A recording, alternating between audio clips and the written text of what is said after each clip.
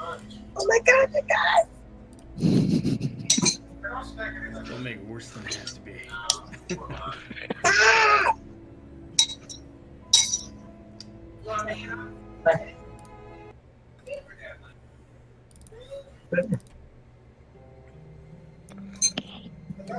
Alright, guys.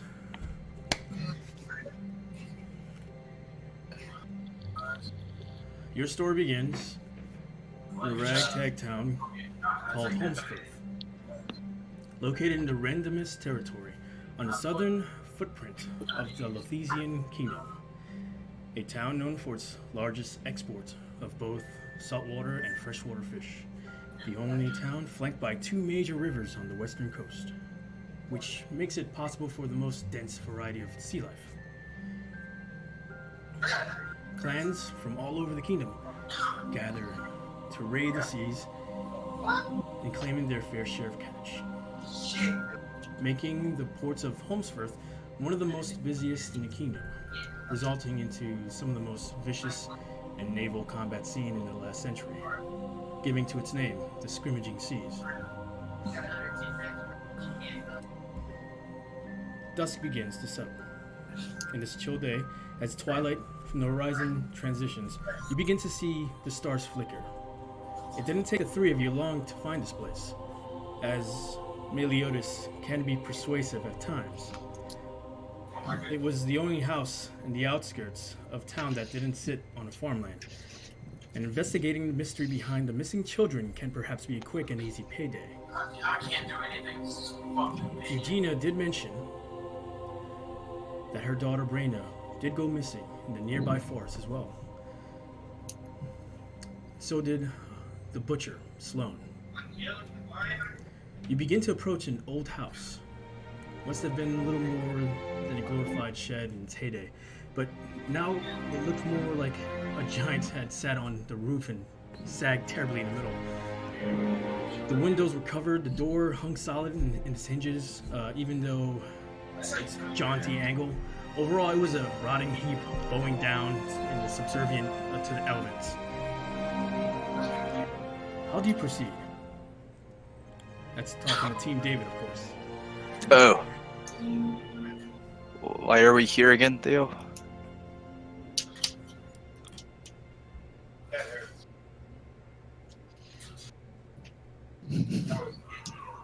Can't hear you.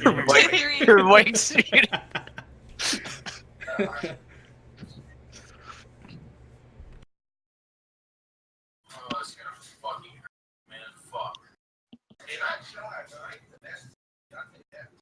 As I was saying, we are here to investigate the missing child. Oh yeah, right. Why don't you take the lead? We'll be outside. Scoping out the locals.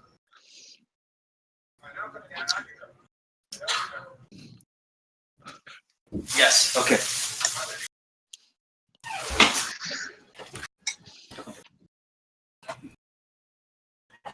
Theo then would start looking around the sides of the house, if possible.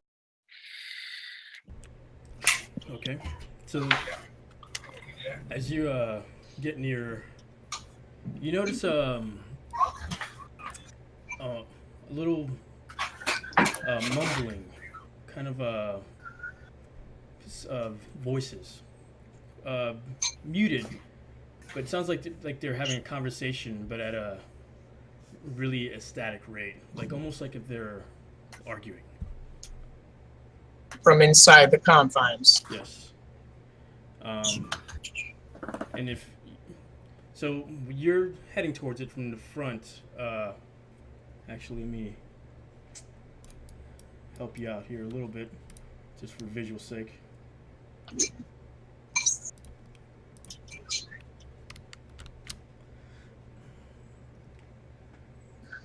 As you approach, you notice that the entrance perhaps might be from the right side, but it looks like the path also goes from the other side of the house as well. You guys see that, right? No. You guys don't see anything? Hold on a second. Maybe it doesn't work. I see things. Nothing? What the fuck? Hold on a second. Oh. That's because I'm a dumbass. I forgot to switch you guys over. I do that too. Yeah, there you go. Yep, I see a map. you see a map. How about now? Yes. Okay. One creepy looking house. Very I'd walk in that house. But it's the middle of the day, though. Is it? Or are we at night? The sun. It's starting to, yeah, the sun's starting to set now. Alright. So Meliodas kind of yells out, "Hey, Theo, what's going on? Anything?" I hear mumbling. It seems like an argument going on. Let's see. Is that... Would you just say kick the door down? No. Alright. He looks to Hellscream. Let's kick the door down. Must assess the situation very carefully. Hellscream kind of nods his head like, What was that, Theo? Kick the door down harder? Okay, you heard him.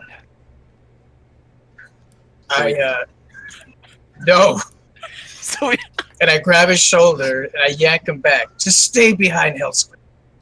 Alright. so Hellscream kicked door down. No. Kick the door down. Have you ever done a real battle? This is not a... And you both failed at it. Alright. So, in a whispering voice, I thought we were dysfunctional. Oh, you have no idea. So, Hellscream kind of just looks at Theo and says, "Why don't you knock on the door and I'll go around back?" I'll be with Hellscream. I'm not good with people. Sounds like a good plan to you. What shall I say, though? Let's Just, see. just wave your hands and then yell. That works for me. If you need us to break in, We'll yell need a fish. Yell fish. fish. Yes, Ready. fish. Hunger always gets my fighting spirit up. I No, like that we your- can agree on. Ah. Looking forward to some blowfish after. Ah, you and me both, my friend. You and me both. Make that 3, and I like do the whole group Okay. huddle thing. All right. Let's stay and focus on the task. All right. You All two go behind. I'll All right. approach. So me and Meliodas start making our way around the house, waiting for our cue. Then I whisper to Hellscream, "When he's talking, we sneak in through the window."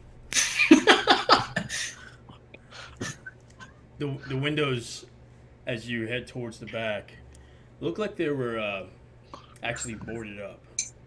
Holy crap. You In don't a have sense to program, do like you? block vision, or in a sense to keep something out, or I mean to keep something from like leaving, in a sense.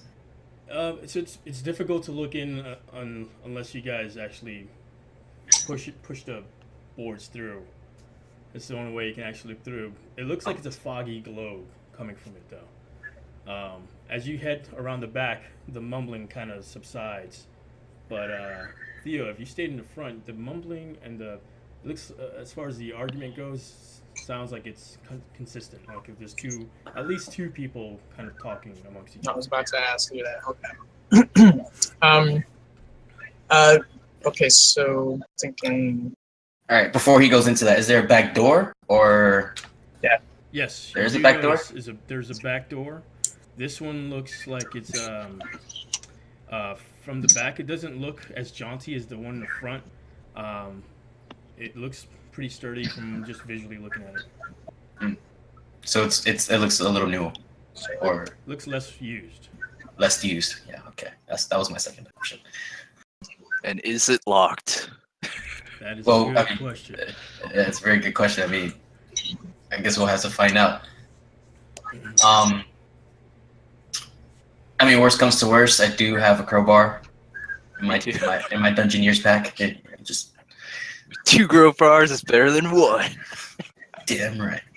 All right, so I say we just stick with the plan for now. We just let Theo knock on the door, and then we just wait for our cue.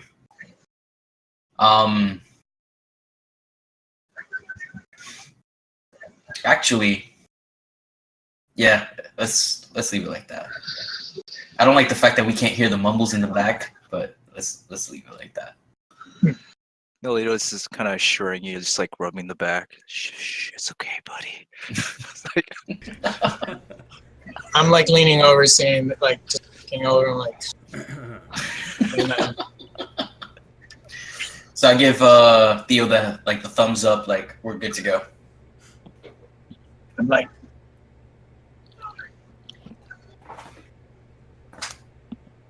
So I go towards the door. Do I see the doors boarded up as well, or looks like it can open? It looks kind of raggedy. Just visually looking, you don't know if it's open or not. So you But I can mean, like, tell from your side. Does it look functional, operational door? As far as you can tell, yeah. Okay.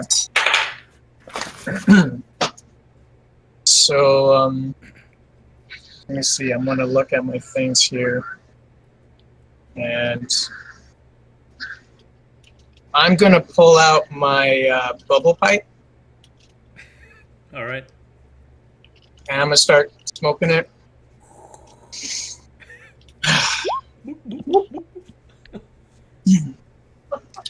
Okay. And then I knock on the door. All right. So you just hear like it's kind of like they started like lowering their voice, and you hear a little like creaking noise kind of coming towards the door on the other side, and the door creaks open slightly, revealing a man with dark, shaggy hair. A craggy, gloomy face peeks through, black, like dark eyes concealed like within their sockets. He's like looking right at you, stern face, and he has a mark that stretches from the right side of his temple all the way down to his lip. It looks kind of like a burn mark. He just looks at you. What do you want? Why disturbance? Hi, sorry to bother you, my good friend. Just a neighbor here. I'm looking to see if you're interested in any kind of business, any wares you'd like, any fixing. I look around here, I see there's a lot to do. Oh, Do you need any help? we don't need no solicitors here. Be gone. Be gone. And he just kind of like shuts the door. Well,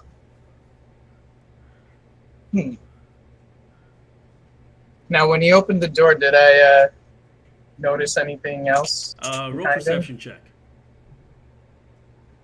Okay.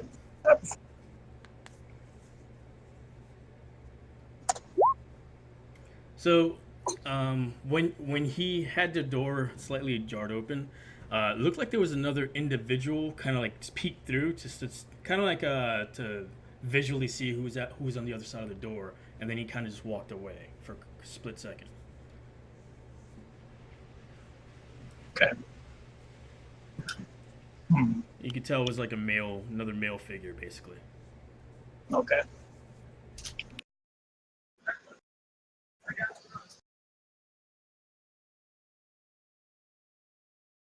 I knock again.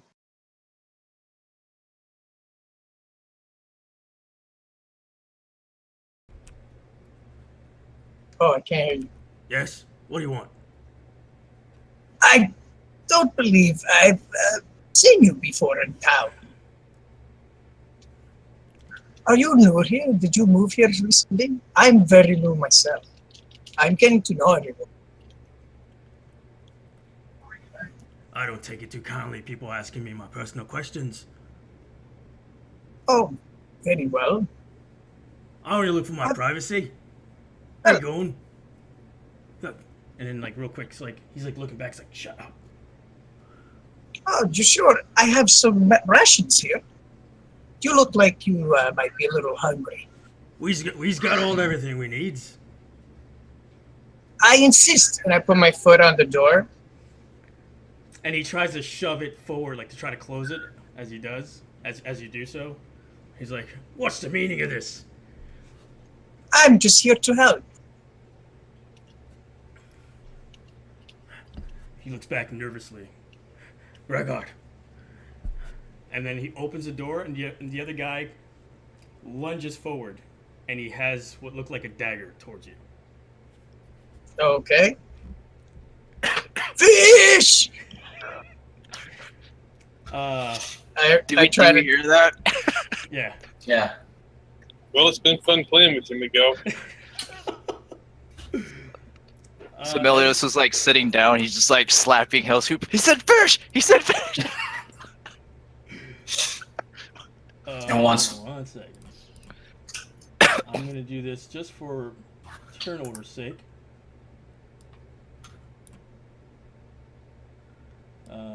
Theo and Melios. All right, roll initiative. Oh dear God. Not bad. Oh, Very nice. For some reason, Oh. I don't see you got an guys. 8? Damn. I'm very alert. That is terrible. I don't know why you guys are not coming out Look. on the damn turnover. We need a token. Yeah, no, I put it on the thing. Oh, It was on there it is. GM screen. That's fine. Okay.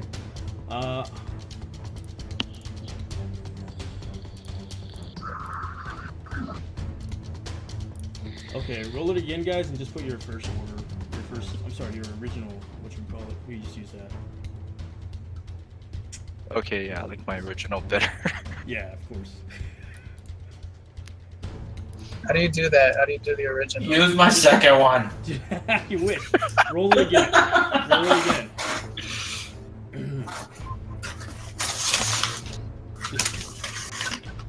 Roll your initiative again, dude. You gotta click on your token first. Yeah.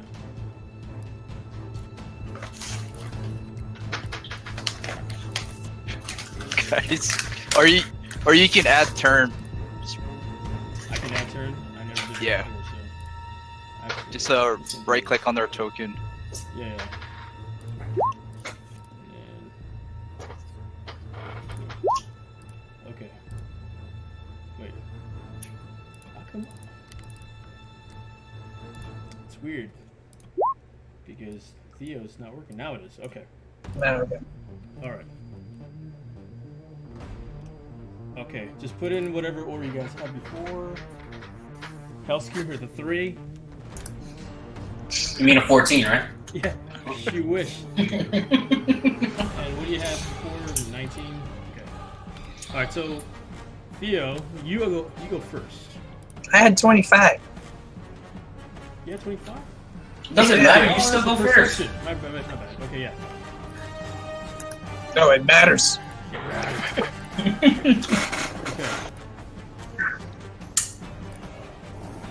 I did See slow this- motion. You see this That's guy, it. as he opens the door, this guy looks a little older than the first person that was answering the door. Darker, but he has a knife that he's like pretty much trying to plunge towards you right now. What do you do? I block it with my scimitar. You gonna block it? Yeah, I'm gonna like Well, swing it Well, like. it's your turn of the order right now, so you can either take the dodge action if you want, or you can just attack him, or just subdue him or whatever. I want to subdue him. I kind of want to use my scimitar to You can kind grab of her. yeah, I want to like kind of parry it and like kind of Jackie Chan him He's to going to grapple chokehold. him. All right, so Yeah. roll a athletics check.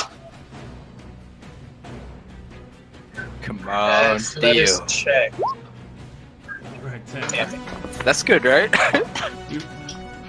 He rolled a 7, so Yes. he goes forward, lunging with his dagger. and with this ease, you like kind of deflect the scimitar and like make him like you pretty much like lower him into your arms as you get him like in pretty much in a grasp. You didn't pin him, Right. so he's kind of like trying to fight you off at this moment. Got it. At this point, I have my bubble pipe in my mouth still, Okay. and like, Here, I should have. just like little bumbles coming out as you're doing so. Okay. As you're doing I that, don't. the person that answered the door, he just looks fear and he's like, "Oh," and he turns and starts running towards the back of like towards like the other side of the house, within. And Poor you bastard. guys, Meliodas Yeah. and Hellscream, you hear the like footsteps coming in, and the door just like you hear like unlocking, and the door just opens, swings open, and the guy just runs without even noticing you guys. Run, trying to pass by you guys.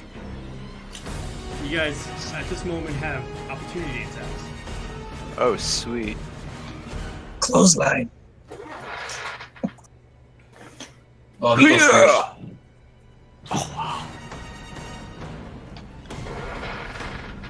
So your rapier just manages to like clip him on the thigh as you see him like kind of just like stumble over for a quick second. You can tell he has a giant gash on the side of his leg though, as you clip him with the rapier. But he still looks like he's still trying to move. I don't know if Hellscream, you're gonna follow up with Oh, I'm tackling. I am tackling. I'm not gonna even attack. All right. I'm going to tackle his ass. So, what am I rolling here?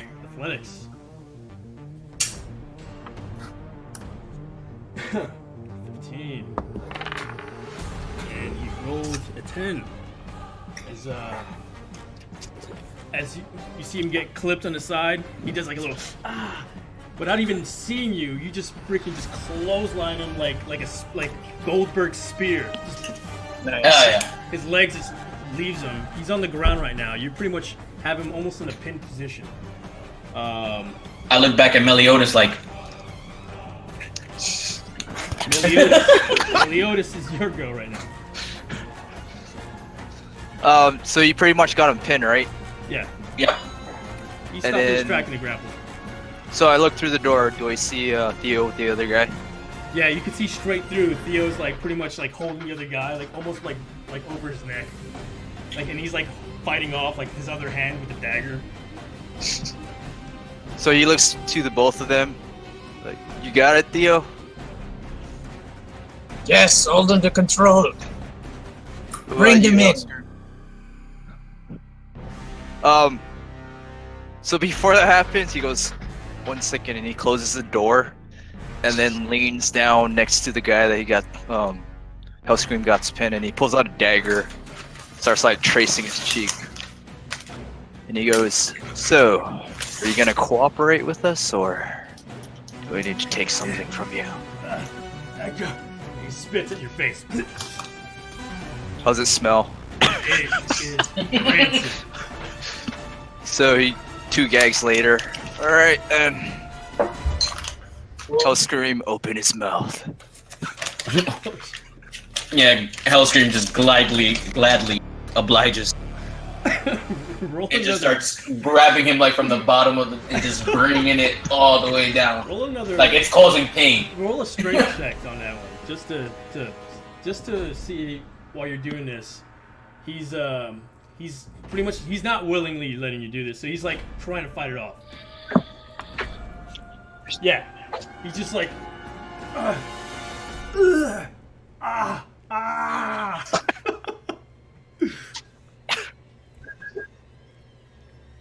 So I'm gonna like insert the tip of the dagger into his mouth. Stare at him. So you're gonna cooperate now? No? He's just like, it's like spit coming out as his mouth is all open. He pushes it another inch. How about now? What did he say, Hellscream? I don't think I heard him properly. I think you need to go a little bit further. Yeah. And he puts another inch. That's gonna be the end of the turn since the 6 seconds All would right. have passed by then. Alright. The We're next, just like... next is gonna be the guy that Theo right now is holding. He's just trying to fight you off. He's gonna roll Strength check. Roll 13.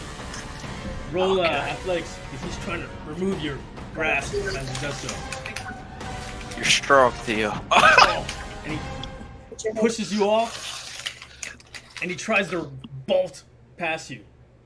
He's gonna run past you outside into like the into the forest, basically. I know he closed the door, but do we hear that? He what? I know that Melly just closed the door, but do we hear that? I would say no because of you're thrashing with this guy right now. Fair enough. Do I have an opportunity attack since he's running away from me? Yes, you do. Okay, I'm going to take out my pistol and shoot and aim towards his legs. Okay. So if you don't do a aim shot, let's say we're gonna increase the AC. Okay.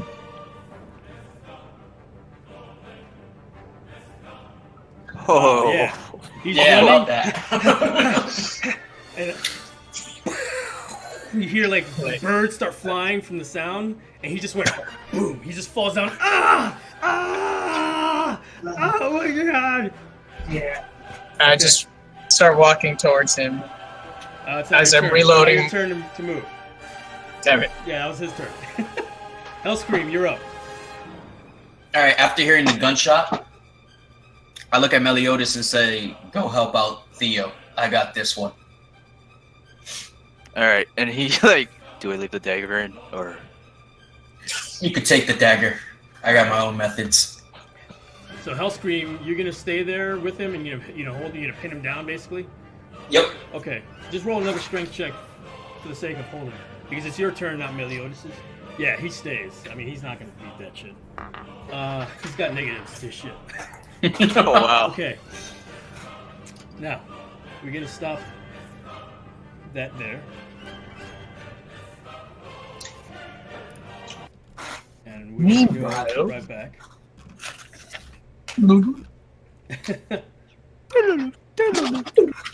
Yeah, it's like the beginning of the roll. Okay. Mechanicus.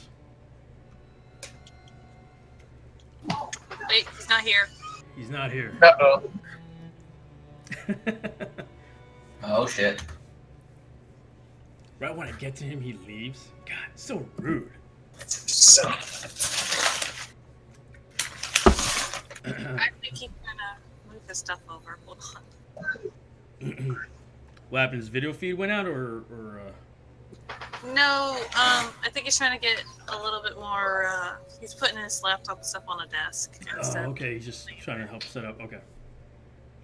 so while he's doing that, just a question. You said a butcher named Sloan? Sloan, yes. Sloan. Sloan. That was the second person Sloan. that you guys heard about. The first person was Eugenia. Eugenia and her daughter Eugenia. Brayna. Braina or Reina? Brayna. Brayna. B-R-A-Y-N-A. And Regina.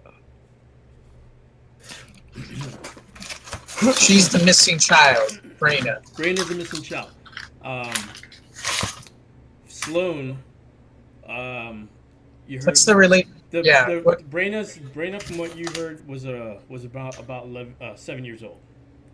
Okay. And Sloan's daughter, that was missing way ahead of time, before then, Anya, she was 11. So we've seen a string of missing children. Okay. Okay. All right. Gaticus.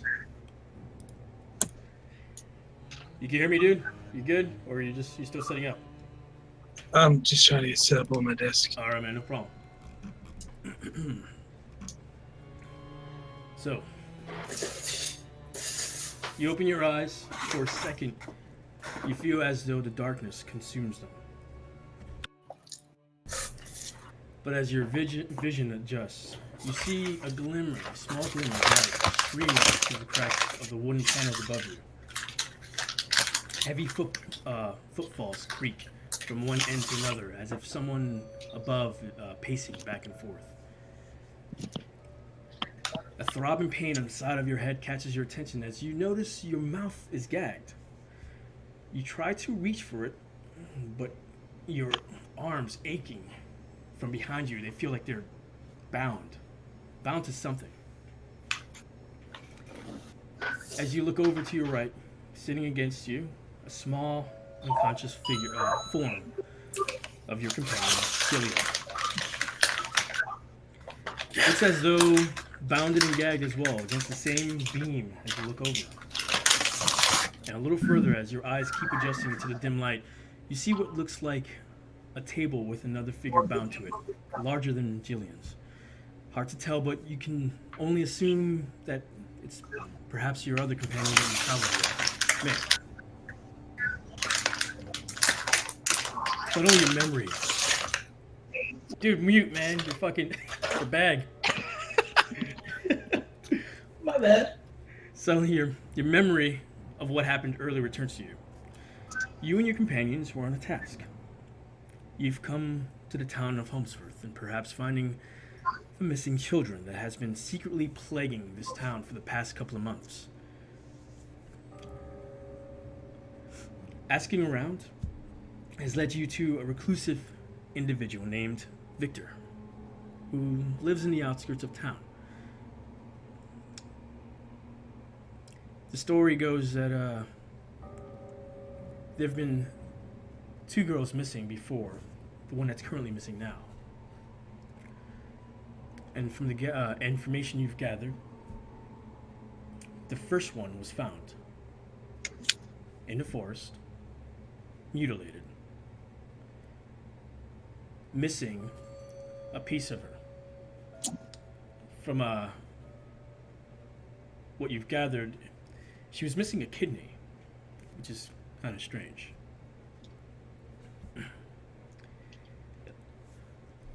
Where am I? Okay.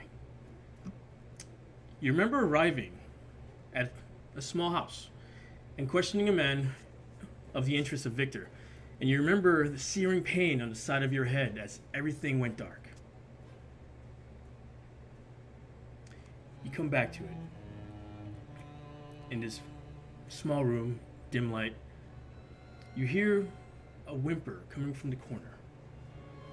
Hard to tell from the darkness, but the whimper continues along. Continues with the sound of what perhaps could be chains being dragged. The voice from the whimper, you could tell it was young, almost like a child.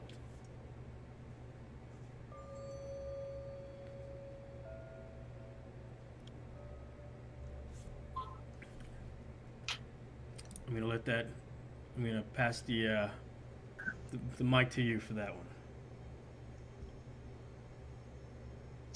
Okay, so this one that I'm tied up with, they're still knocked out.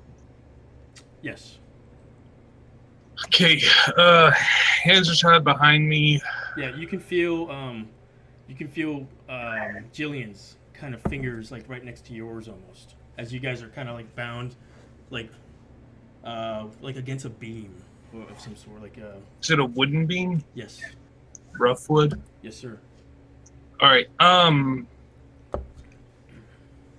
First thing, he's gonna, Mechanicus is gonna lift his head up and start trying to like move his head side to side to try to get the gag out of his mouth. All right, cool. As you do so, you just there. And it's not as tight. It's not as tight, and you can feel almost a little bit of slack. Go ahead and roll a dexterity check to see if you manage to get that right off.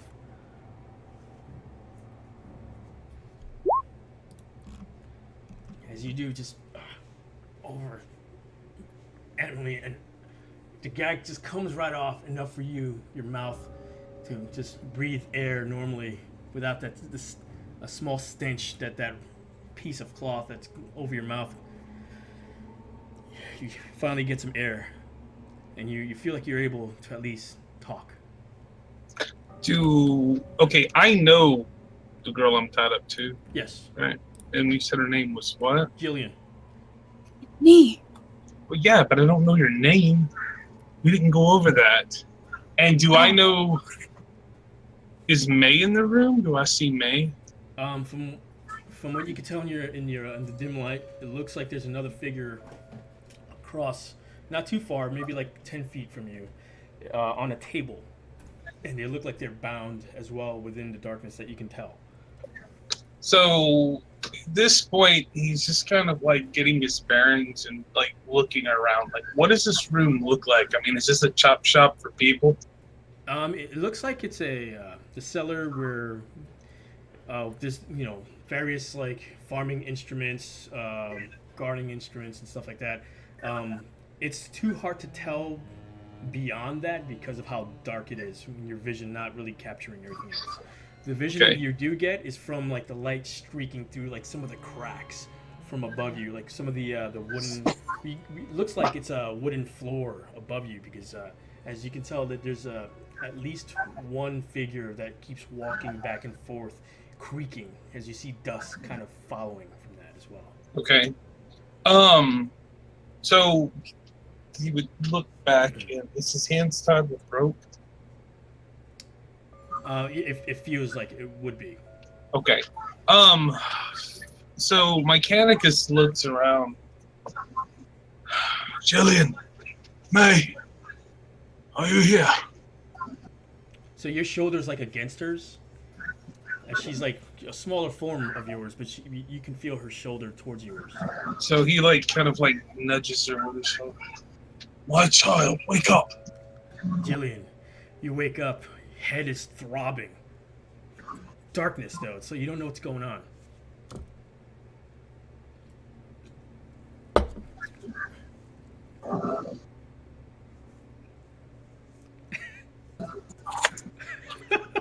So while she's waking up, Mechanicus is going to the wooden beam. He's going to start using his thumbnail to try to like break off a little piece of the wood. Okay. Even if just a splinter, like he's not trying to like snap it or anything, just a little piece of wood. Go ahead and roll a strength check for that. Just see if you can chip off like a good piece of wood. Okay. It's a really rough wood. It don't have to be big. It doesn't have to be, exactly. Yeah, you just pry like your fingernails. One of your nails feel like it's almost went back a little bit of how hard you're dug into it, and a good sized chunk just kind of just ripped right off of it, and it's kind of like hanging off of it, like not fully, like your hand didn't grab it. It's like a jar, like a piece of splinter, just like it's cracked away from the actual beam. All right. He's going to like try to position so that he can grab that with his hand and break it off. And in doing so, he's gonna do his shoulder again. Child, you need to wake up. Am I also gagged? No, you're not dead. You were unconscious. Unconscious. Gagged? You are gagged. Yes. I'm sorry. I thought you said dead. Yes. You are. Well, then I'm just gonna start grunting, groaning. Ah. You're like. Yeah, like I'm trying to say like, where are we? But all you hear is just muffles. So with that, do we have our normal clothes on? Your clothes are the clothes you traveled with are on you. Okay. Gear, of course, is not with you. Yeah. That's fine. What he's going to do is he's going to because Mechanicus wears long sleeves. He's going to try to bring his fingers back and grab and get a piece of string out of his sleeve and pull that out. Okay. I'd say since you know your clothes very well, that you managed to do that with ease. You knew there's a piece of string hanging from it. So he's going to break that off, and then he's going to put it so that the string and the piece of wood are in the same hand. And Jillian, you can kind of feel him moving a little bit, not like his whole body, but you can kind of feel the muscles in his arm moving as he begins to move his fingers. And you kind of hear him, Rupert, I need your services now. and I'm going to start casting Unseen Servant as a ritual.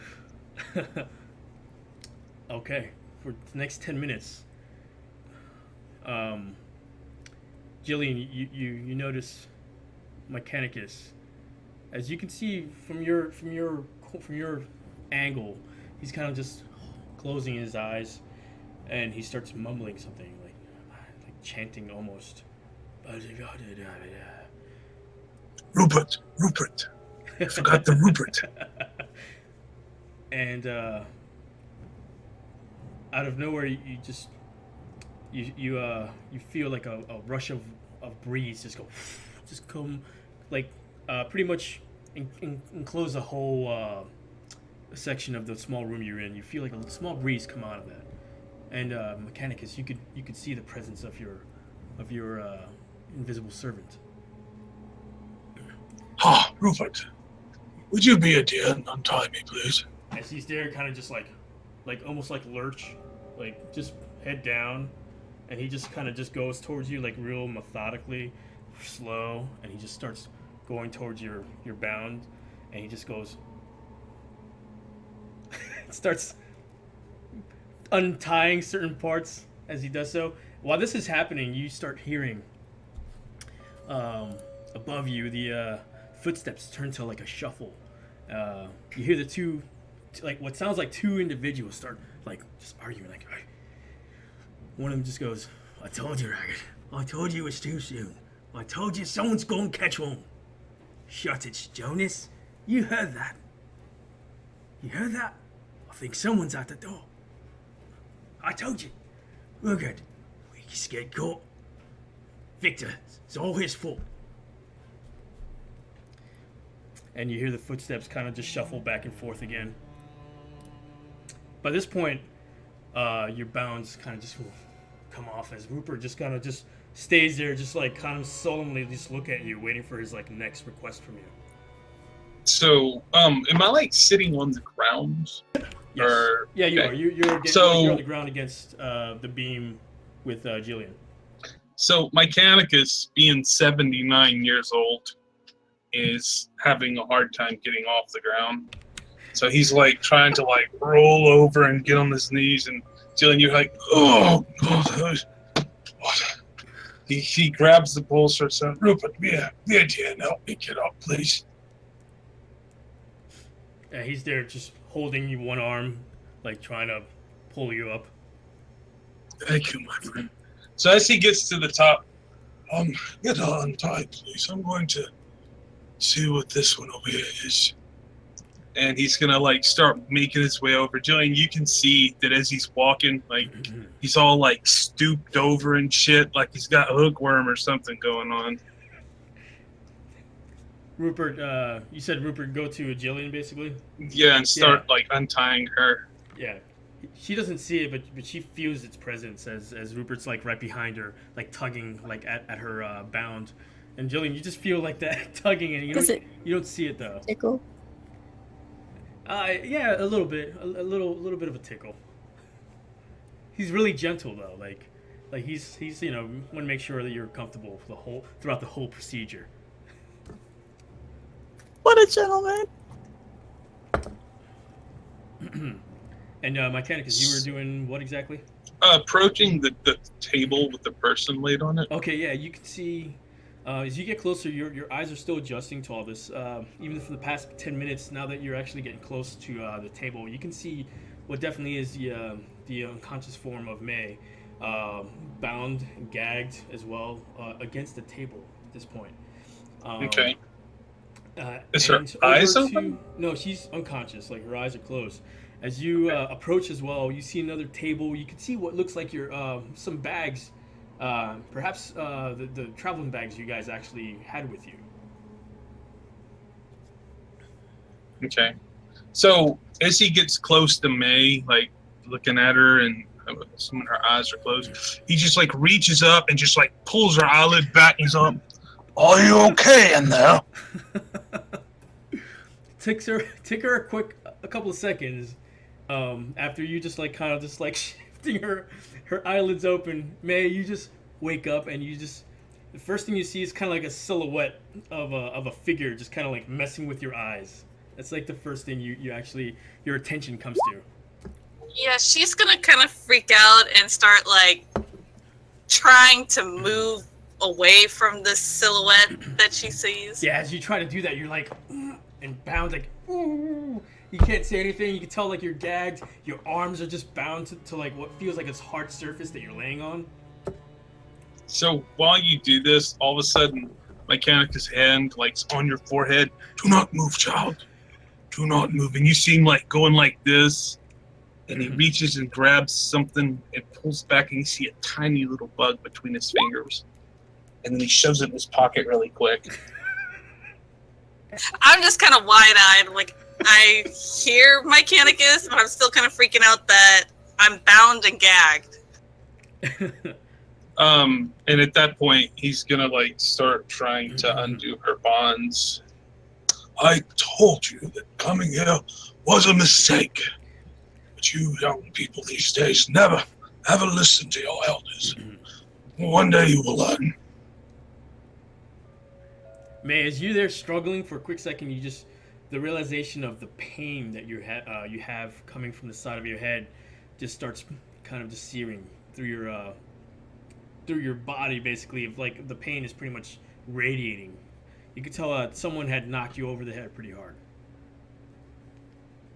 Okay.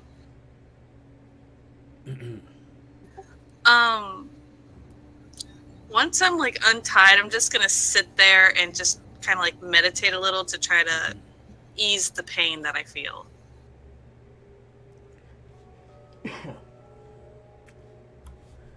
As you guys are pretty much bringing each other up to speed, you start hearing the voices again coming from above now. You hear what, excuse me, I'm here burping. You hear what sounds like the door from above. A door opens, and you hear like this one of the wretched voices again start talking. Yeah, what you want? Why disturbance? And you hear another voice following. Oh, I'm here to blah blah blah. As you hear Theo basically speaking to this gentleman. And then he closes the door, you hear it slam right after that.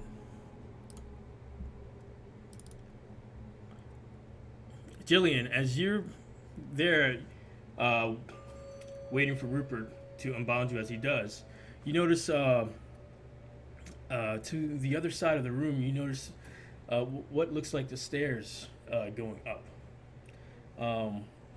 But as you do notice, you still notice a whimper among the three of you. You notice a whimper, kind of like a what sounds like a child in the corner, on the other side of the corner, in darkness, in total darkness, where you can't really see anything. We're just kind of echoing through the room right now. I'm going to try my best to like follow the sound. So you're going towards the what sounds like a whimpering child, and you just methodically just creeping towards it, and your eyes start adjusting that side of the room again, and you see what looks like a small figure, just like yourself. Looks like she has a chain, a shackle, chained up to the wall from her leg, and she's pretty much like in a protective position where she's kind of covering her hair, her head. You see long hair, dark hair, kind of just like flowing, pretty much like part of it's covering her hands as she's kind of like ducking into like just in this hunched little position, basically.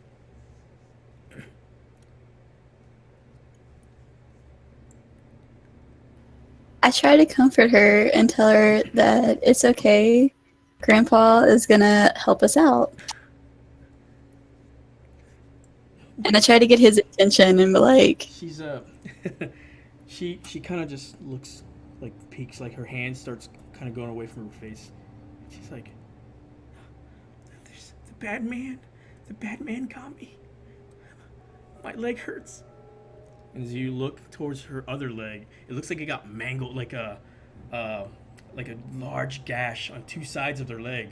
Is pretty much blood kind of pooling around the leg, or like pretty much right above the ankle. There's two gashes like on either side. And she's just kind of like puts her hand towards it as she's like afraid to touch it. The bad man took me here. Oh man. I'm gonna start looking around for anything that I can wrap it up with. Yeah, as you look around, and you see where Mechanicus and May, pretty much in the location where he's pretty much releasing May from her bounds. You can see that all your traveling gear is in the table adjacent to where they are at the moment.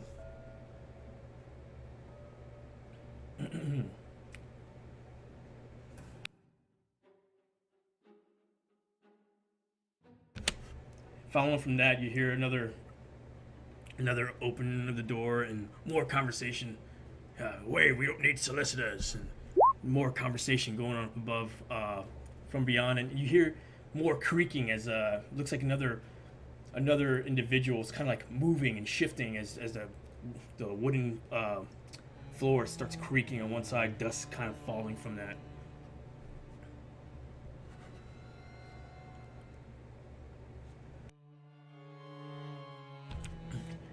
And May, you're completely, at this point, you're completely released from the bounds as Mechanicus had released and helped you out from them. There you go, my dear. Are you injured? Am I injured? You just have a searing pain in your head. Even though you were unconscious, it was more of just knocking you out, as far as like not really injuring you, basically. For the three of you with that it stands with right now. No, You're not sure how long you guys been here. It's a possibility you guys probably been here for more than 24 hours, as far as like, you probably were just bound and unconscious for that amount of time. I look to Mechanicus and I'm like, no, I have just got a splitting headache. Where's Jillian? Oh, she is with Rupert. I'm going to try and like run up to her and like tug on her shirt and be like, May, my friend in the corner's hurt. She's hurt? Bad. Do I see her stuff near us? Yeah, pretty much the adjacent table where you're pretty much laying on has all the rest, pretty much the gear. You can tell like when they took you guys captive, they just threw all your gear on that table as they were bounding and gagging you guys. So I'm going to go over there, grab my stuff, and dig into my pack and grab my herbalism kit and my old clothes and try to work on this child's leg or injury. All right. As you approach her, roll a medicine check.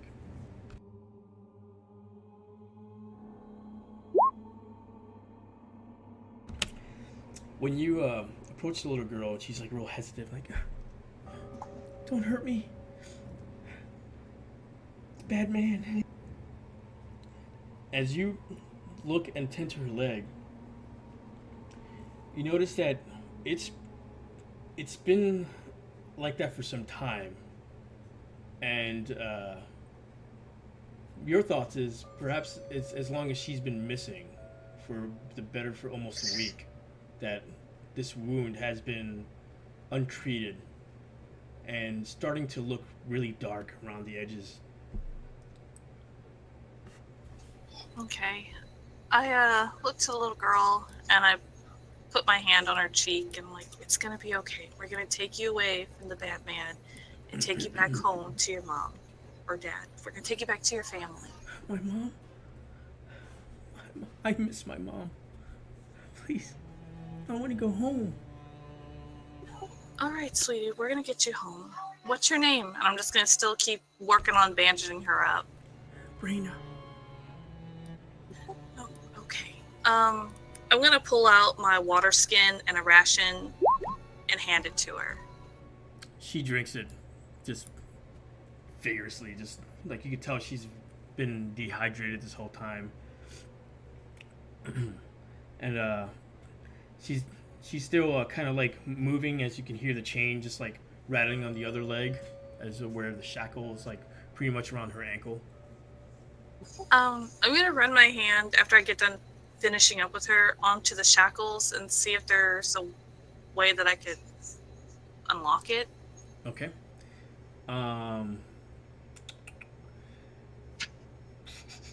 Man, if you have a dagger, I have a shuriken, like a dart. yeah, I don't think it's gonna be big enough. Like I was thinking about something you could try to pry it, perhaps, if you don't have like something to unlock it, like a. I have a dagger. Okay, there you go. Okay. So you can take the dagger and pry what looks like one of the links. Perhaps looks a little on the rusted side. You think maybe you can probably at least break one of the links. It won't remove the shackle, but at least it will remove her from bounded to the wall, basically chained to the wall. Yeah. Okay. Yeah, I'll do that. You can roll. Go ahead and roll a. I'd say just strength check to see if you could just try to shimmy and. Yeah, you just did. Ching, ching. You're just struggling the whole time. As she's doing. Oh. By the end of it, you see like the dagger starts getting kind of like jagged, and like parts of the sharpness starts coming off of it, but it's starting to lose its edge. I'm going to stop doing that and give it back to Jillian. It's gonna a jagged dagger at the end of it. I'm sorry, Jillian. Mechanicus. So she has okay. a manacle around her foot? A what? A manacle?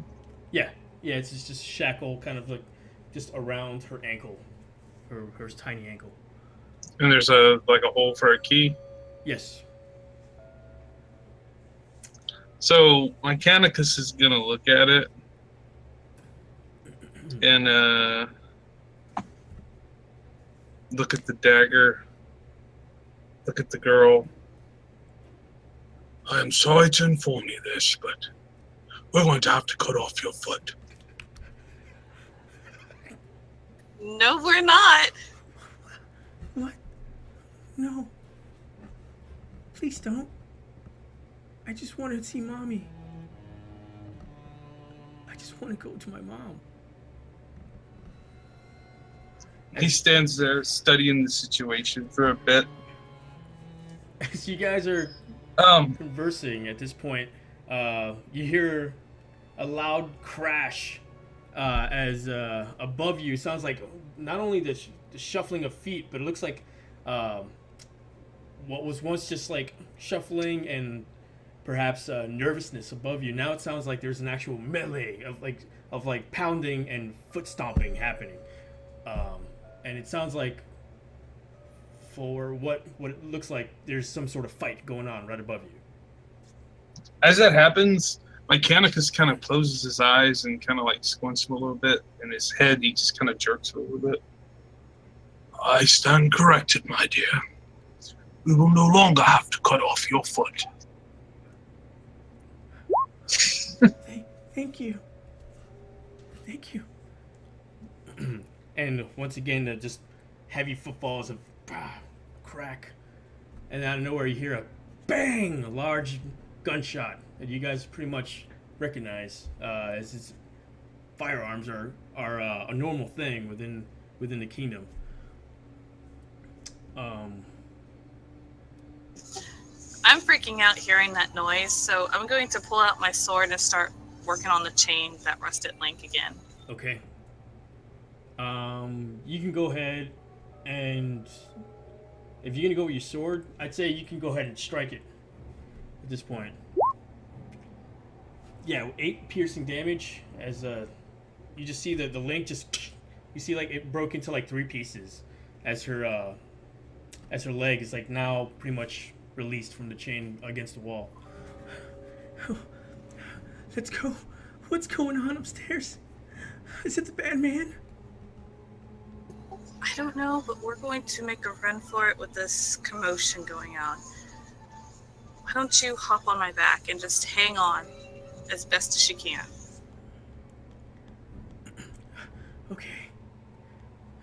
She just pretty much like tries to jump on your back to see if you can kind of carry her, as she can't put any weight on that other leg of hers. Back to Theo. As top of the order comes, we're out of combat, but right now you just hear the screaming, sheer pain that this person is in. Ah! Oh God! My leg! He shot me in my leg! Well, that's what happens when you run away. Combat, my friend. As I'm loading my gun, reloading it. He turns over on his back, and he has a small little musket that he pulls, little pistol musket, I'm sorry. And he goes and pulls the trigger right in front of you, and it just goes, and you see steam, just like smoke come out of it, and he's like, "Oh no, stupid pistol! You're gonna have to kill me. You're gonna have to kill me." I walk up and I step on his chest. Well, I wanted to speak kindly, civil conversation, but seems that we'll have to do it this way. Now, the reason we're here, we're looking for a little girl by the name of Brianna. You're too late. You're too late. She's dead, mate. We cut her up and ate her. Oh, tasty that little girl was.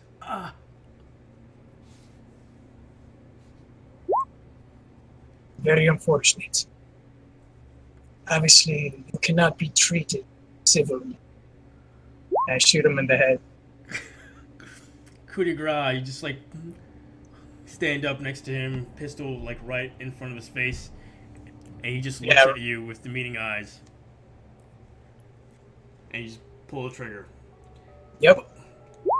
His head just goes limp, and you see his lifeless eyes kind of just staring to the sky. Right now, as you look up, twilight and full night had pretty much come into perspective.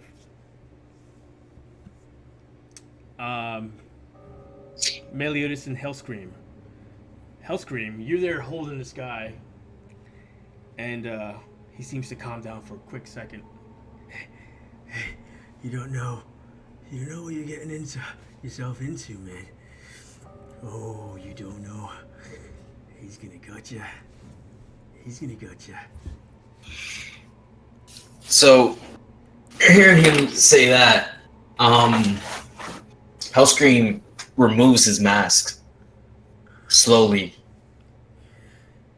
His eyes widen as he's kind of just staring at you. And as he removes the mask, he begins to question him and ask, "Where's the girl?" Intimidation check with advantage.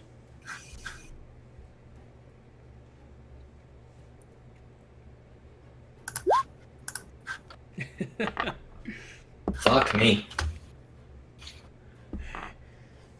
He looks startled. For a quick second, it almost seems like fear was setting in, but he just kind of looks like he shook it off. Oh, I've dealt with worse, mate. I'm telling you. He's gonna gut you. I take my Take that pretty face of yours and wear it. Been called many things, but not pretty. So, hearing that, I take out my blood moon, and put it to his shoulder. All right. And I'm only gonna ask you one last time. Where's the girl?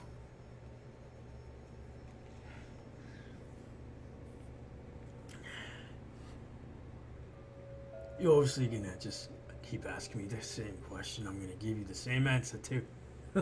As soon as he says that, he cuts off the arm. Oh! Go ahead and roll attack and damage just to see how much you just like take out. Yeah, you just pretty much like make a large gash where like his arm is like hanging from like some nerves and shit at this point. It's not even completely off. And he's just screaming in excruciating pain. She's downstairs. She's down in the cellar. Don't fix this. And after hearing that, he goes for the throat. Yeah, it's coup de grace. He's dead. He's gargling. At this point in his blood. Wait, before he does that, can I do a rework before he does that? Go ahead, man. Alright, so before he actually puts the sword to his throat, he just whispers to him, as the sun set, the blood moon rises. He looks at you confused, but in pain. And I slice the throat. Meliodas, while you were walking away, you heard him say this. This is not the first time you've heard him say this before a kill as well. I just like nod in understanding. Attaboy, Hellscream. Attaboy. Mechanicus May. Jillian. I'm gonna bring it back to you guys. What do you... In this commotion, you can hear the clashing of melee that just happened to occur and the thunderous gunshot as well. How you proceed?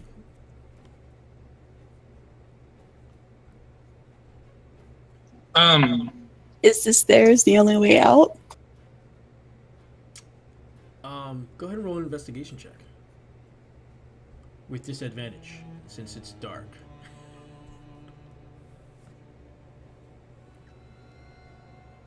He's gonna double crit this now.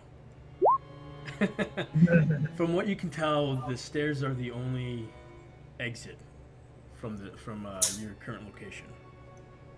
I'm strolling up the stairs then. All right, and you're creeping towards the stairs, and you can see that it's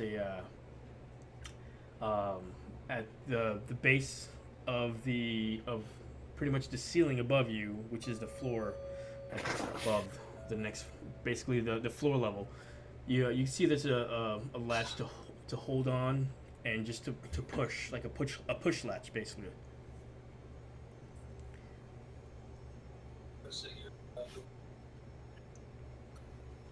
I'm gonna attempt to like push it up just enough to kind of like peep through it. Okay. So you push the hatch door, and you just kind of, your eyes just kind of start scanning about, and you're just seeing like the wooden floors. Looks like one door is open from currently where you are. You can see the door open, but you can't really see outside. And then as you turn over, you can see just the other side of the house, like small little corridors that lead to like other rooms. But I don't see anybody else. No, you can hear a little bit of commotion now. Primarily, you can hear what sounds like two individuals in excruciating pain.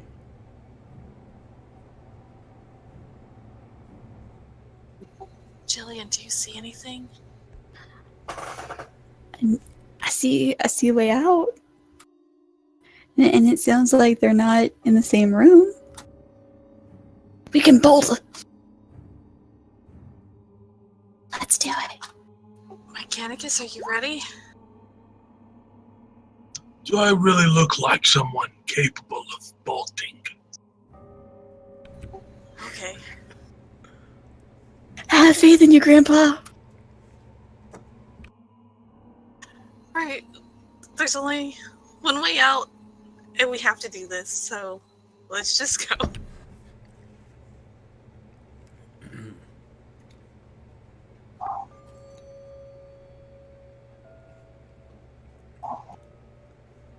I hear the yell. Yeah, it's pretty audible, especially from Jillian's perspective. She can hear it very well, but in the floor, the base of the floor, it's like very, open creek wood. So the sound traveled, and you can definitely hear not only the melee, but definitely the screams of these individuals.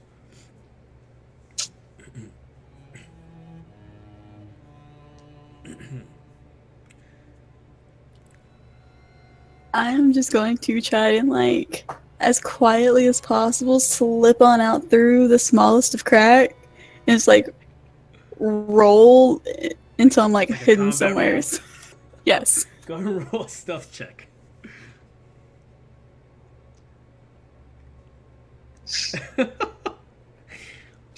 Oh man, I'm gonna go with everyone's passive at this point.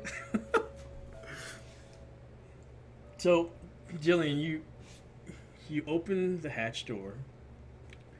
You do one of these. You start scanning, and then you just kind of like not even like fully opening the hatch door. You just like kind of like you let your body come out like out of it, and like it's like resting on your body now, and your leg is still kind of like right under the hatch door, and you kind of just rolled. And as you do so, you swung the hatch door open, and it just hits the wall that's behind. And as it does that, it just kind of hits the wall and then slams right back down as well. As you're just there, kind of like combat rolling, and then trying to be like real stealthy.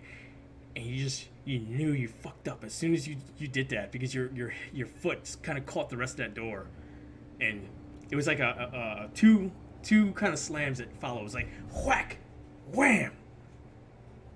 Theo, Hellscream, Meliodas, you hear that cracking noise that just kind of came from the house.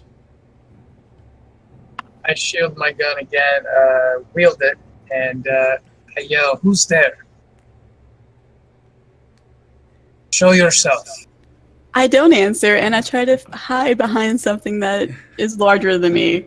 May and Mechanicus, you can hear what's going on, and you can tell that you feel that your companion Jillian might be in trouble because you don't know what's going on up there.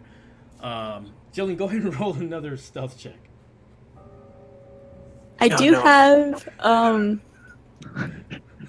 advantage on trying to hide behind something that is bigger than me. Right. Okay. So let's say you got out at 16, basically. You got out, and there's maybe a small dresser, just small enough, or big enough, I should say, to hide your small form.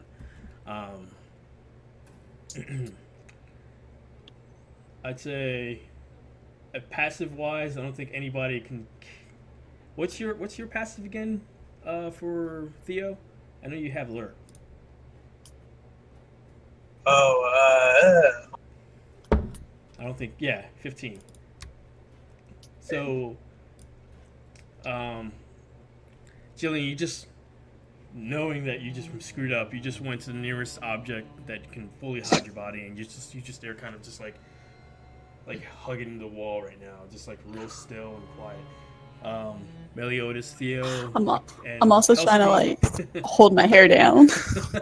You guys can't hear anything at this point, but the sudden sound earlier definitely got your attention. and then we don't hear anything after that. No. Silence. No, it was I silent. yell. I hold my hands out. Wait, Theo, you do it like this. Hey, come out, we're not gonna kill you. That's how you do it. And Hellscream knows already what he has planned, so I have my halberd at the ready. I forgot what it was. Come out or we'll kill you.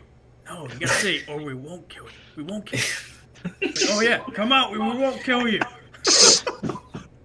forgot what was that from. That kind of reminded me of that. Well, I hear him say that, and then I wait and look around and listen closely. May, Mechanicus, you guys can hear this voice too, just like pretty much call out. From your position, you can definitely hear what's going on still. Jillian, May, Mechanicus, what do you guys do at this point? I whispered to Mechanicus, I can't leave Jillian up there by herself. I will go and take care of this. What are you gonna do? I don't know. I'm not even quite sure how I'm gonna get out of here. Rupert, I need you to hold my butt and push me out. Rupert's like form was like kind of just did one of those like long big sighs, and then he goes towards you and he just hovers towards you as you feel a gentle push right behind. Yeah, May, you see two handprints form Yeah, you can see on Mechanicus' butt yeah. as he begins to climb up off the air. Mechanicus, you're gonna have to tell me about this Reaper one of these days because that's not natural. My dear, he is not your type. So he climbs out. He's got his walking stick, which, I mean, it's like a quarterstaff. Rupert's still behind you, hands on your ass, as you just kind of walk in. He's like pacing with you. That will be enough, Rupert, really. That is quite enough. He looked at you and questioned. Stirrings. You can see him like nod his head to sideways looking question, and then he just like releases it slowly. And then he just kind of goes back into his like slumped form, kind of like he's like one of these guys, like waiting for your next command. So Mechanicus just kind of uprights himself a little bit and starts walking across the floor, goes to the door, opens it. Greetings, friends. I suppose you're here to save the girl. So when you guys pretty much wait for a response and you start hearing this clacking noise starts coming from in a methodical kind of consistent sound, and this old figure appears in the door. Please explain how Mechanicus looks. He looks like he might have been tall at one point, but he's a little stooped over. He's got a beard that's probably about 3 feet long. He's a 79-year-old Caucasian human. Bald on top, extremely wrinkled, eyes are sunk in. His body is definitely ragged. He's very small of frame. Doesn't look to be very strong.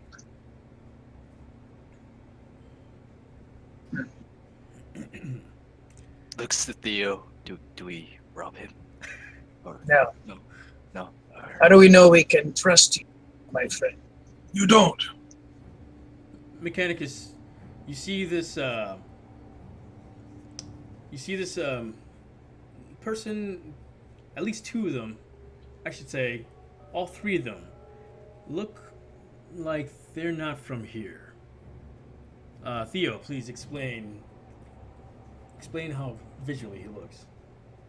He's of a darker olive complexion, black hair, black beard.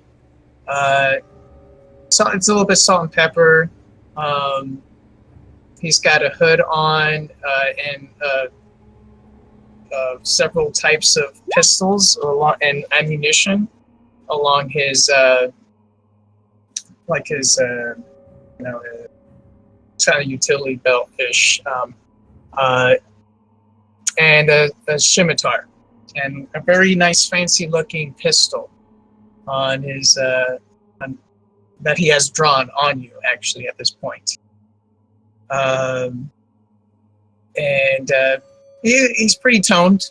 It's not Hulk, but you could assume he's been kept in shape.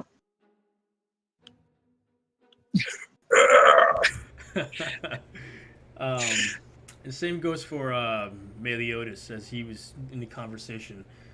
Give an explanation of how Meliodas perceives himself, Ray.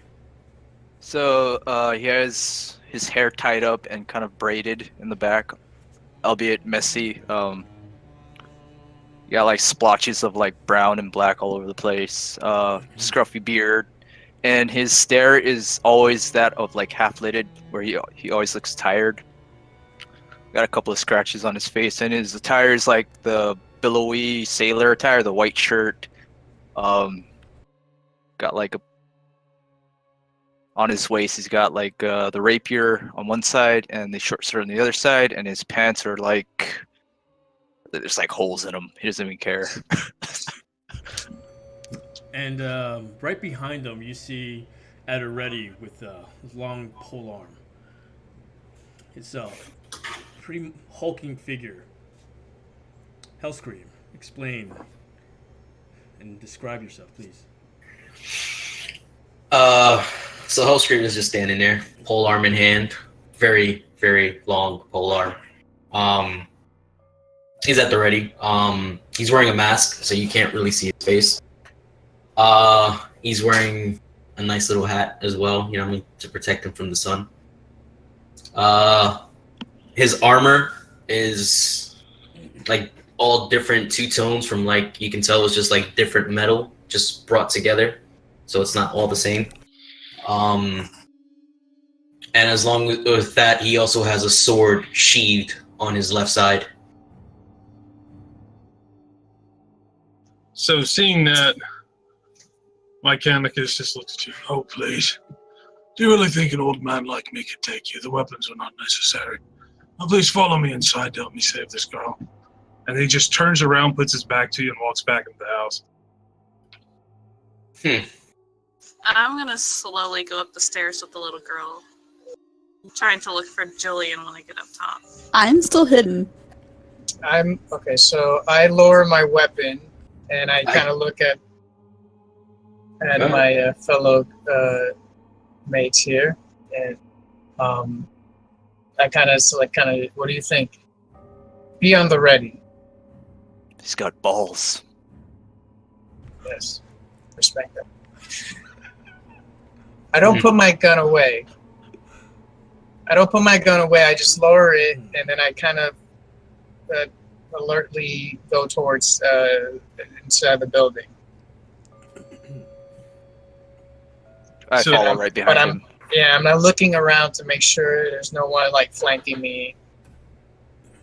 Oh, actually, I'm gonna go back to back with him. It's like, yeah, as he's going, I'm gonna step as well. Karate chop, hands out. May, as you're ascending, Brayna on your back, she's just like, is the bad man gone? I think so. Just hang on tight, okay? I promise that you're gonna be safe. And I'm just kind of going, like, once I reach to the top, I'm like, Jillian, where are you? She's like, you're giving away my position. Do we hear that? I don't say anything. But go ahead and roll a perception check. will I be able to see them walk past me?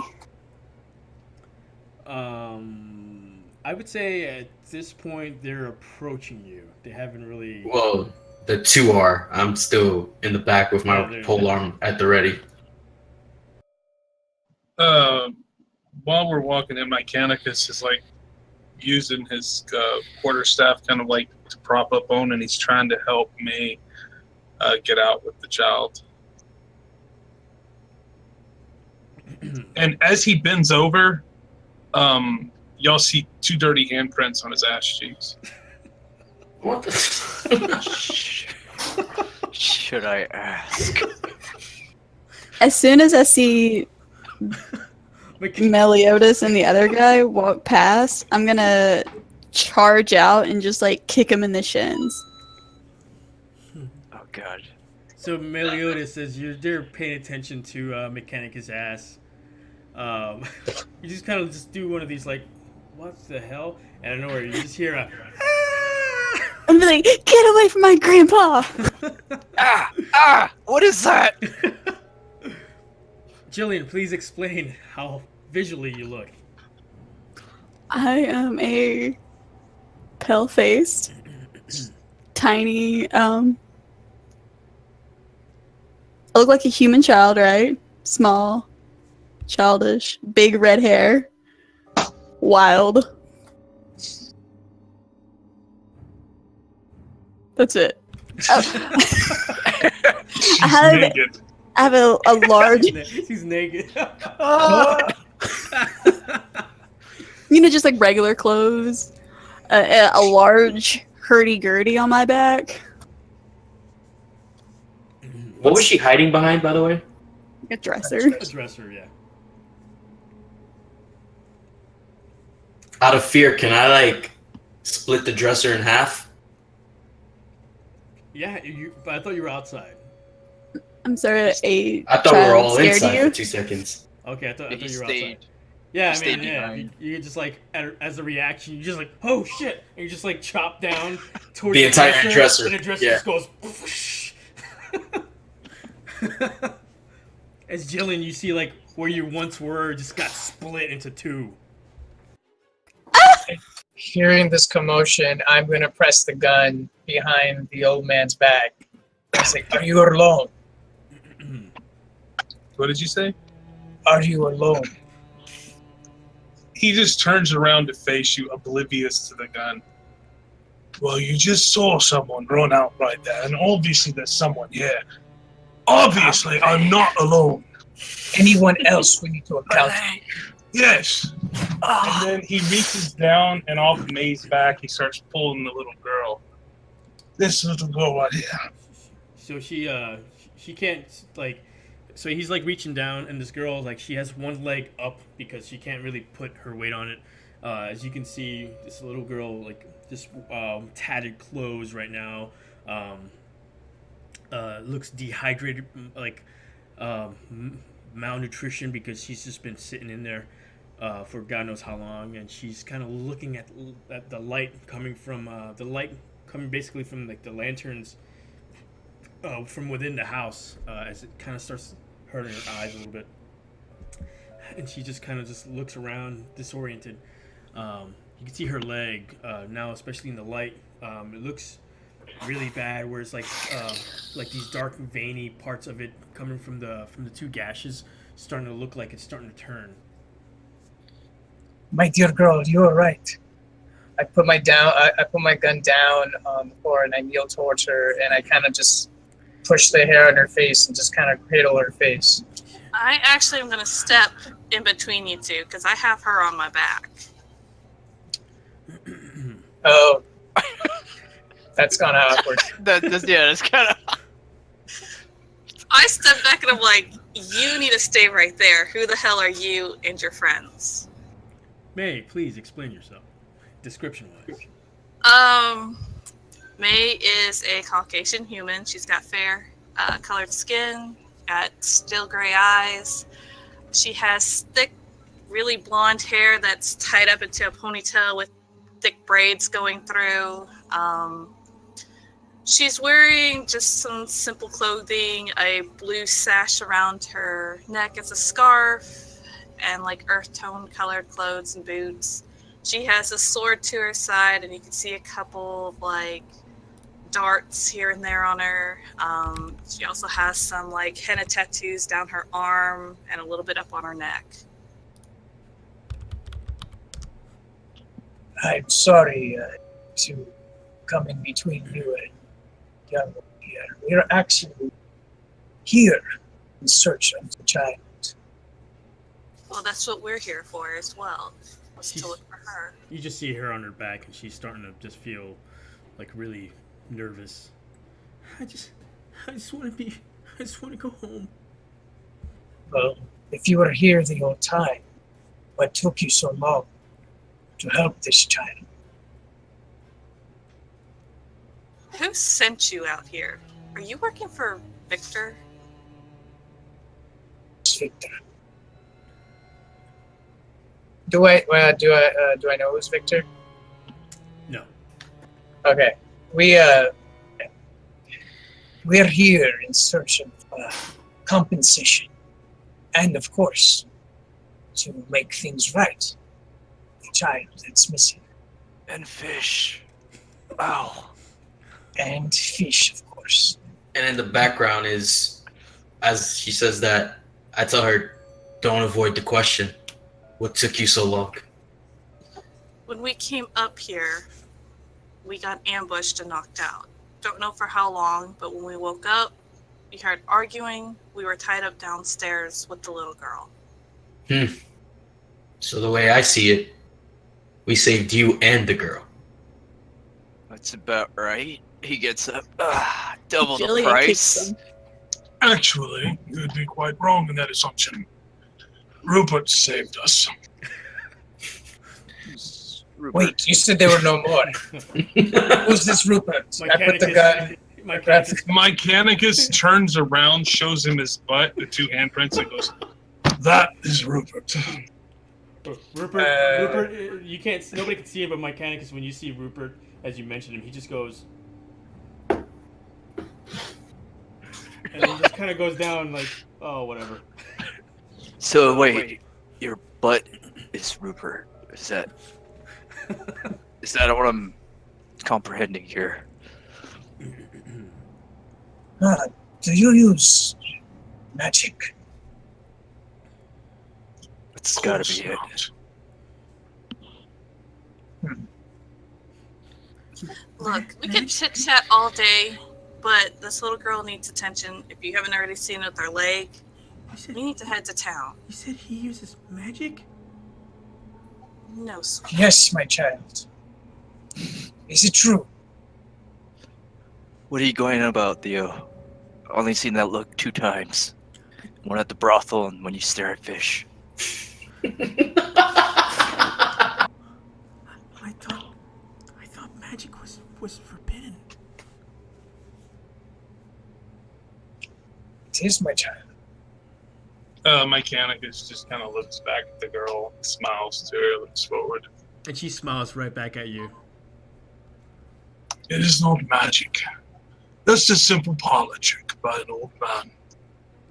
Now please, we need to go before she gets infection. I guess we'll be taking her from here. No, you won't. Yes, we will. He crosses his arm. Like side by side. But no, you're Well, not. I should ask here, what brought you here?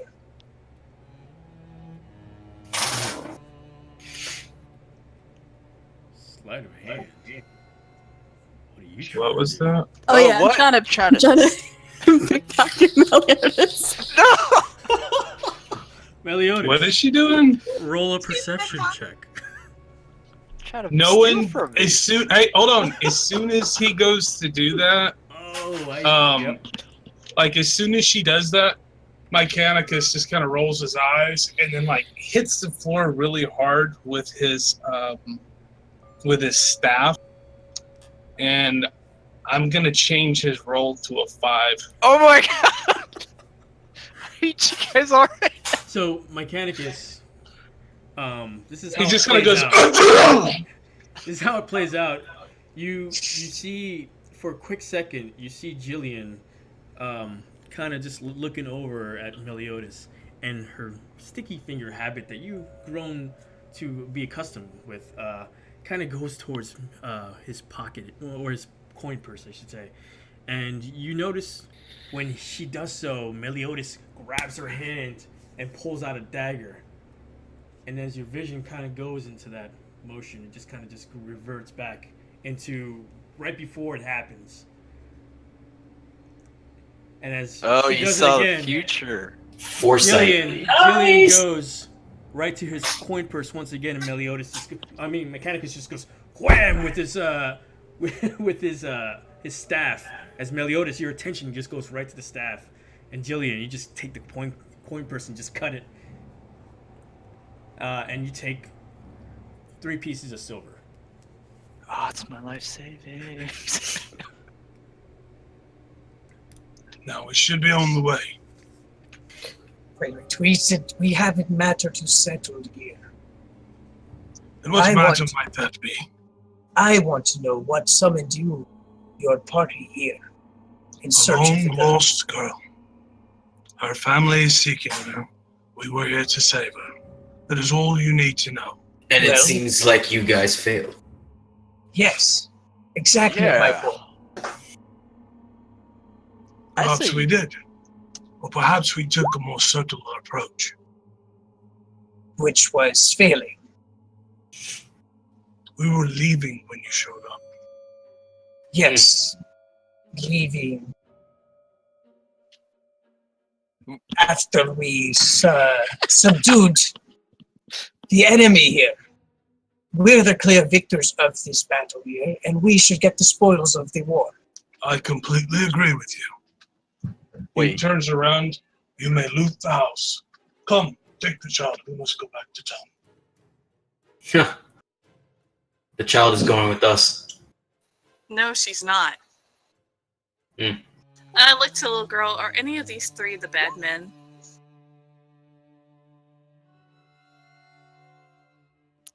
You're silent.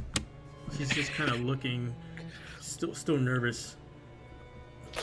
No, there were three of them. Wait, he walks outside, grabs the dismembered or the one-armed dude, drags him in. Was this the guy? He's like holding him up and stuff. Yeah. He was okay. He wasn't very mean. Well, we can only account for two, which means there's one still left.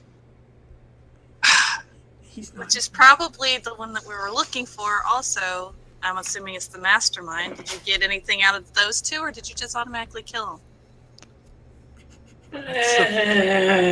Funny story there.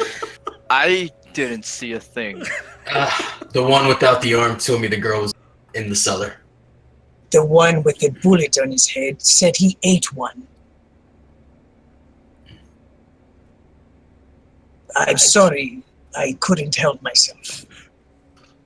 I cannot bear to hear a child being harmed. So, why are you stopping us from getting this little girl? That reward purse is ours. Yes, that's true. But we were Oh here. my god. Jesus. Alright, that should be at a disadvantage if I'm not gonna say anything.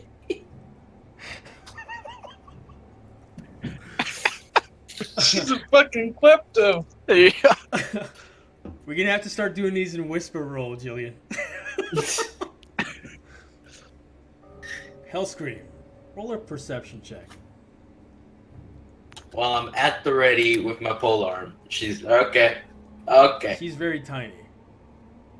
Yeah. Child, after all.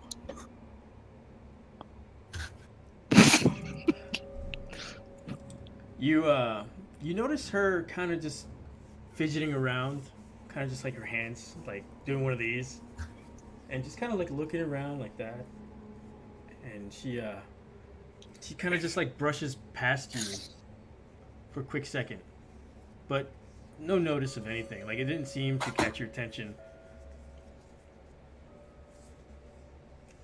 And you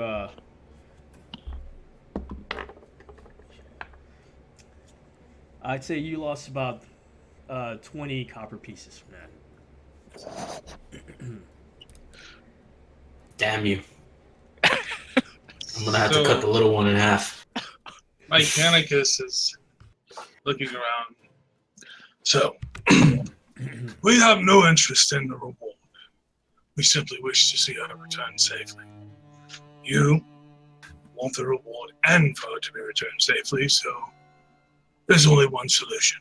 We shall take her back together. And you're telling us you'll give us the 50 pieces of silver just like that? No. Whoever's going to pay you the 50 silver will give it to you. Got you there, Hellscream. 50 silver will be able to buy us a lot of fish.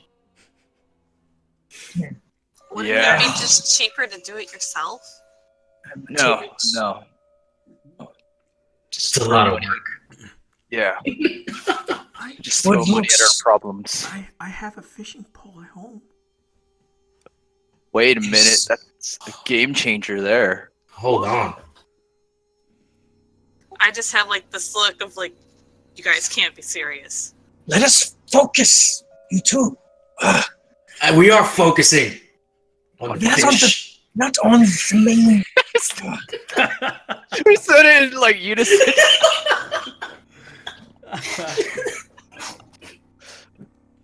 I agree with the old man. Let us go together. We will get what we want and see that the girl is safe. But we must also know there is one at large. Do we have to do it now? I mean, we can do it after dinner. We have to do it now. Alright. Okay, what are we doing? We're heading back to town. As a heads up, the one before, the one with the arm, he did tell me that one was gonna come for us. Hey guys, my alarm is going off. Give me 1 second. Sorry. Are you fucking kidding me? Yeah. Oh, whoa. Jeez. Hellscream, that Yeah. was something you could have said a little bit sooner. Don't mess with the alarms. We had cops raid our building last night while we were in training because the alarm went off. One of our salesmen, she was sitting in her office and she knew she had 3 pistols pointed at her. Damn. Yeah. Out of the three of y'all, which one is taller? Hellscream. Yeah, he's the He's tallest. the tallest. I don't know what to take of y'all's characters yet. Neither. They feel like anime characters. Like, Miguel's the brains of the outfit. Ray's like the kid brother that nobody ever wanted. And You're onto something. yeah, Yeah, you're on to something. Harry's like the big, strong brute. I wouldn't say he's the dumb one, but like he's kind of a one-track mind. He's the muscle. And me, I'm the pedophile old man. Things out with Oh, you kids two young girls. with handprints on my butt.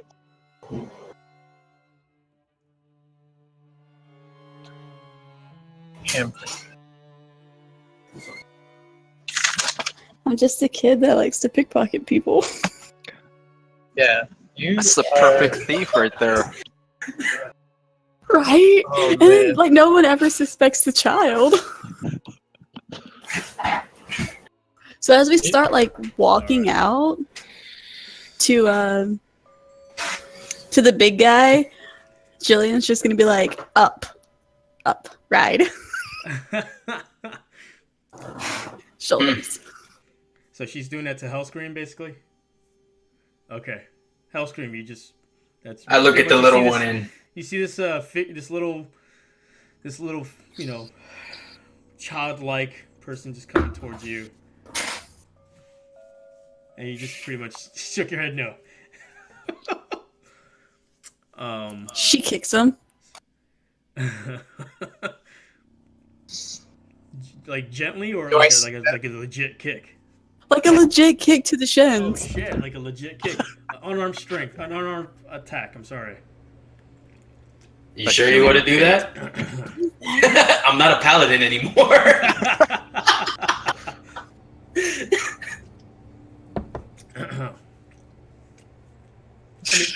She legit looks like a little girl though. Like she's a little girl to you. I'm a little girl. A little girl without manners. Clearly. I mean, I'm sorry guys, that was like my freaking alarm has been going haywire. My ADT has been pretty shitty with signal loss lately, so I apologize for that. Oh, no. Sure is. We're picking off from where you guys are still in the house, kind of just having this conversation about who's gonna be taking what, or if you guys can go together. Well, We agreed on it. I mean, Yeah. Okay. And then we were also informed by Hellscream there was like one other that was gonna come after us. okay, right. He just said that. So I say, well, we can either wait for this individual and find out more about what is going on here, or we can take the child back now. It seems she needs medical attention. So you look at Brayna. She's looking a little out of it at this point. Like she's kind of look like she's almost about to pass out. Like her eyes looking like really heavy. Her movement is like really small and subtle at this point. Mechanicus is gonna like touch her forehead and cheeks to see if she's got a fever, if she's starting to sweat. Yeah, you can see a little bit of beads kind of start gathering around her forehead, and as you touch, you do feel her temperature like just really high at this point. Mechanicus' face gets a little bit worried. We need to go now. I've got an idea. Know from this direction how far town is from here? Town is so you're part of the town right now, but but getting back into like the main streets, it's about less than a mile. So it's like almost like a mile off. You're like more into the farming area of town, basically. I'm gonna start running. Once my Kanika says that she's not looking good, I'm just running with her on my back towards town. All right. Theo, I'll scream. Someone needs to go have a plan. I need that. Points to Jillian to stay with me, though. She starts to sidestep to the door, to the exit. I Classic guess bait. we could always come back. But let's follow. That is our prize. I look at May and I look at her and I'm like, trust me. Let me be the one to carry her. I ignore you. Oh, Damn. jeez. Well, gentlemen, looks like it's time for our jog. May's just taking off. I'm assuming Hell's gonna be trying to keep up with her as far as running wise. No, once she started running, I was like, fuck this. Okay. I'm I ran. I'm running. Theo. After, Actually, Theo, when you stepped out, something caught your attention. You noticed that there was what looked like pieces of shredded like rags of clothing, heading off into the brushes and like into the tree line, basically. It looked like shredded pieces of just like bits, like been removed clothing, basically. As soon as I cleared the door, I saw that in the bushes, like towards my right. Yeah, as soon as you come out, you just saw like at least like 3 pieces of clothing, like in a breadcrumb manner, where it's like one after the other, like in a straight line going into the brushes, into the tree line, basically. All right. Well, I stop. I turn around. Like, everyone, I see there might be some kind of evidence of another. It could be this so-called Victor. You want me and Hellscream to go look for it while you go take care of the child and get a reward? Yes. I was thinking the same exact. Somebody needs to catch up with that female.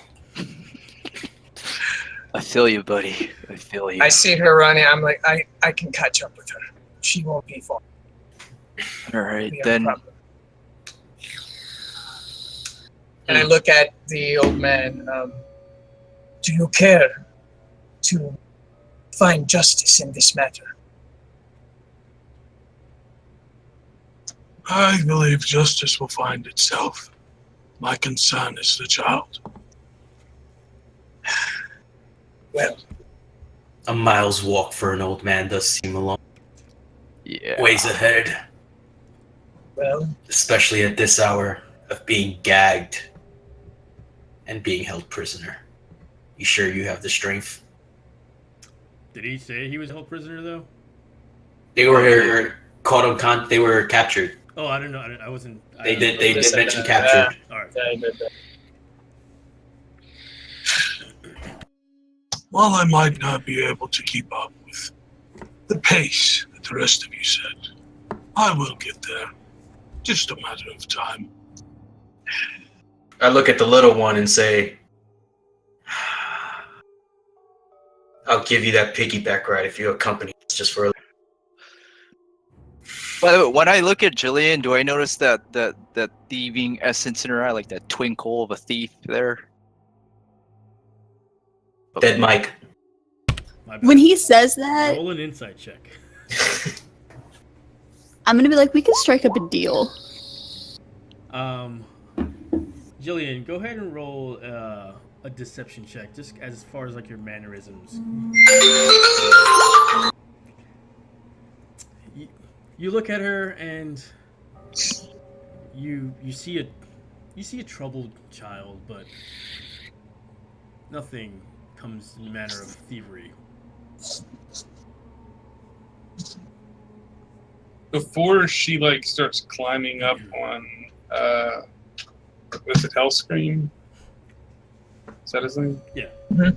Before she climbs up on Hellscream, like Mechanicus grabs her like by the like just a little bit of her hair and pulls her back and puts his mouth Start down next biting to her him. ear. Wow. It's like, Go ahead and roll a dex save, contested dex save. But her, or Both me? of you guys, yeah. What am I rolling? Dex. Just a regular dex? Yeah, you're just pretty much trying to grab towards her here and in a matter. And she just pretty much deflects your hands as you try to do so.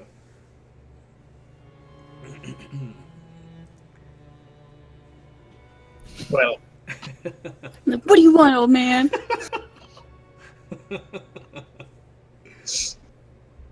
so as He just looks at her. He points to his eye, and then he points to his nose, and then he points to his gold pouch on his side. is that a form of thieves' cant? No? No, he's not a thief. All right. So Just checking. well, She makes Theo- a face at him. She like puts her finger on her nose and sticks out her tongue. Theo notices all this, and he's kind of squinting his eyes at what this interaction, and cocking it later for future reference. Do I notice you doing that? What was that question?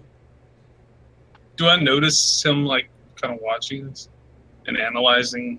I mean, they're in front of you, so you could see them kind of looking at each other, like all like looking amongst each other. Gotcha. So, So seeing him look at us and kind of like, you know, realizing he's kind of like gonna remember this, Mechanicus just leans forward. I wouldn't put too much thought into it. Just an old man playing with his granddaughter. And then he's gonna start walking forward toward town. What kind of grandfather brings his granddaughter to danger like that? I'm gonna Kind ask that you, also needs a head start on his way to town. I'm gonna ask you And just to keeps roll a walking. deception check with their insights for this. Okay. All of us? Yeah. 14. Wow. Yeah, I'm just like not even paying attention or anything. Jillian, you understood what was going on because of the nature of what you were doing. Nobody caught on to what was happening. Nobody caught on. Everybody just dropped it. Went right over your They heads. might be the badasses, but we know how to lie and steal. All right. I'm sorry, Theo. You were saying something before, or was What was I saying? imagining it? I was just saying under my breath, like, what kind of grandfather brings his granddaughter into danger? Shaking my head. I don't know if I didn't mean it for him to hear. I'm just kind of saying to myself. Okay, yeah, you just kind of You just muttered Oh, to okay. yourself. Yeah, Mechanicus doesn't say that. He just keeps walking. And you can see he doesn't walk very fast. So I say, Hellscream, Leonis, follow. Oh, and you, what is your name? She stands very proudly, hands on hips, and she's like, I'm Jillian. Jillian. Very good. And you, my old friend. He's walking away a bit over his shoulder. I am Mechanicus Vandermont. And he just keeps walking. Okay. Noted. Well, I run past him. I'm Theo, and I start running towards May. Walk by him, Meliodas. As he walks by and does that, Mechanicus looks over and picks something off of his shoulder and sticks it in the pouch on his side. So you see an old man look like he's picking like dust or dirt off your shoulder. Whose shoulder? Meliodas? Yeah. Yeah. I just like look at my shoulder and to him, then shoulder. Thanks. I was gonna clean it anyways. He just kind of like bows his head and keeps walking. I run back. I'm like running backwards and turning back, saying, "Don't forget, towards the tree line, the close. Follow the trail I'm like mocking Theo. All right, to the shoreline. Got it. and focus." Will do. Come on, I'll scream.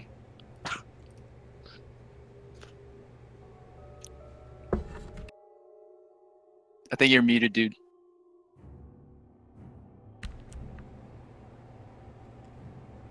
Mic check, mic check. Sorry about that. Like my mom just called me. I literally that. What was that? You're following Meliodas. Yes, To the and we're to the tree line to follow where the rags go. Yeah. Yeah. Yeah. All right. So what was my input needed on just my acceptance? Yeah, Yeah. Meliodas was just talking to you, that's all. I was just saying, let's go, dude. Shoreline? I was just kidding. We're gonna follow the thing. I was hoping for fish, but okay. Doesn't that have a label? What the? She's on speaker. Sorry. Obviously. So you guys, so Mechanicus, Theo, you're going towards town, right? Following Very slowly. Jillian, Following May. Yeah. Jillian, you're following Meliodas and Hellscream, or are you going to town with Mechanicus in there? I was going with the guys. Okay. So, Hellscream, Meliodas, and Jillian.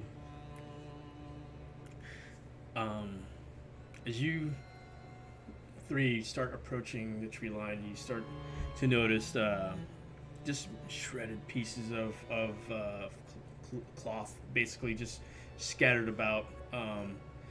And as you continue to follow this, you start seeing dry brown substance as you kind of look forward into it. You can see some of it's a little bit wet as you guys are passing by it, and it just keeps getting more intense as this brown, crimson in some part substance start kind of leading trails in splattered motion or just dripping motion. Do I recognize this as blood?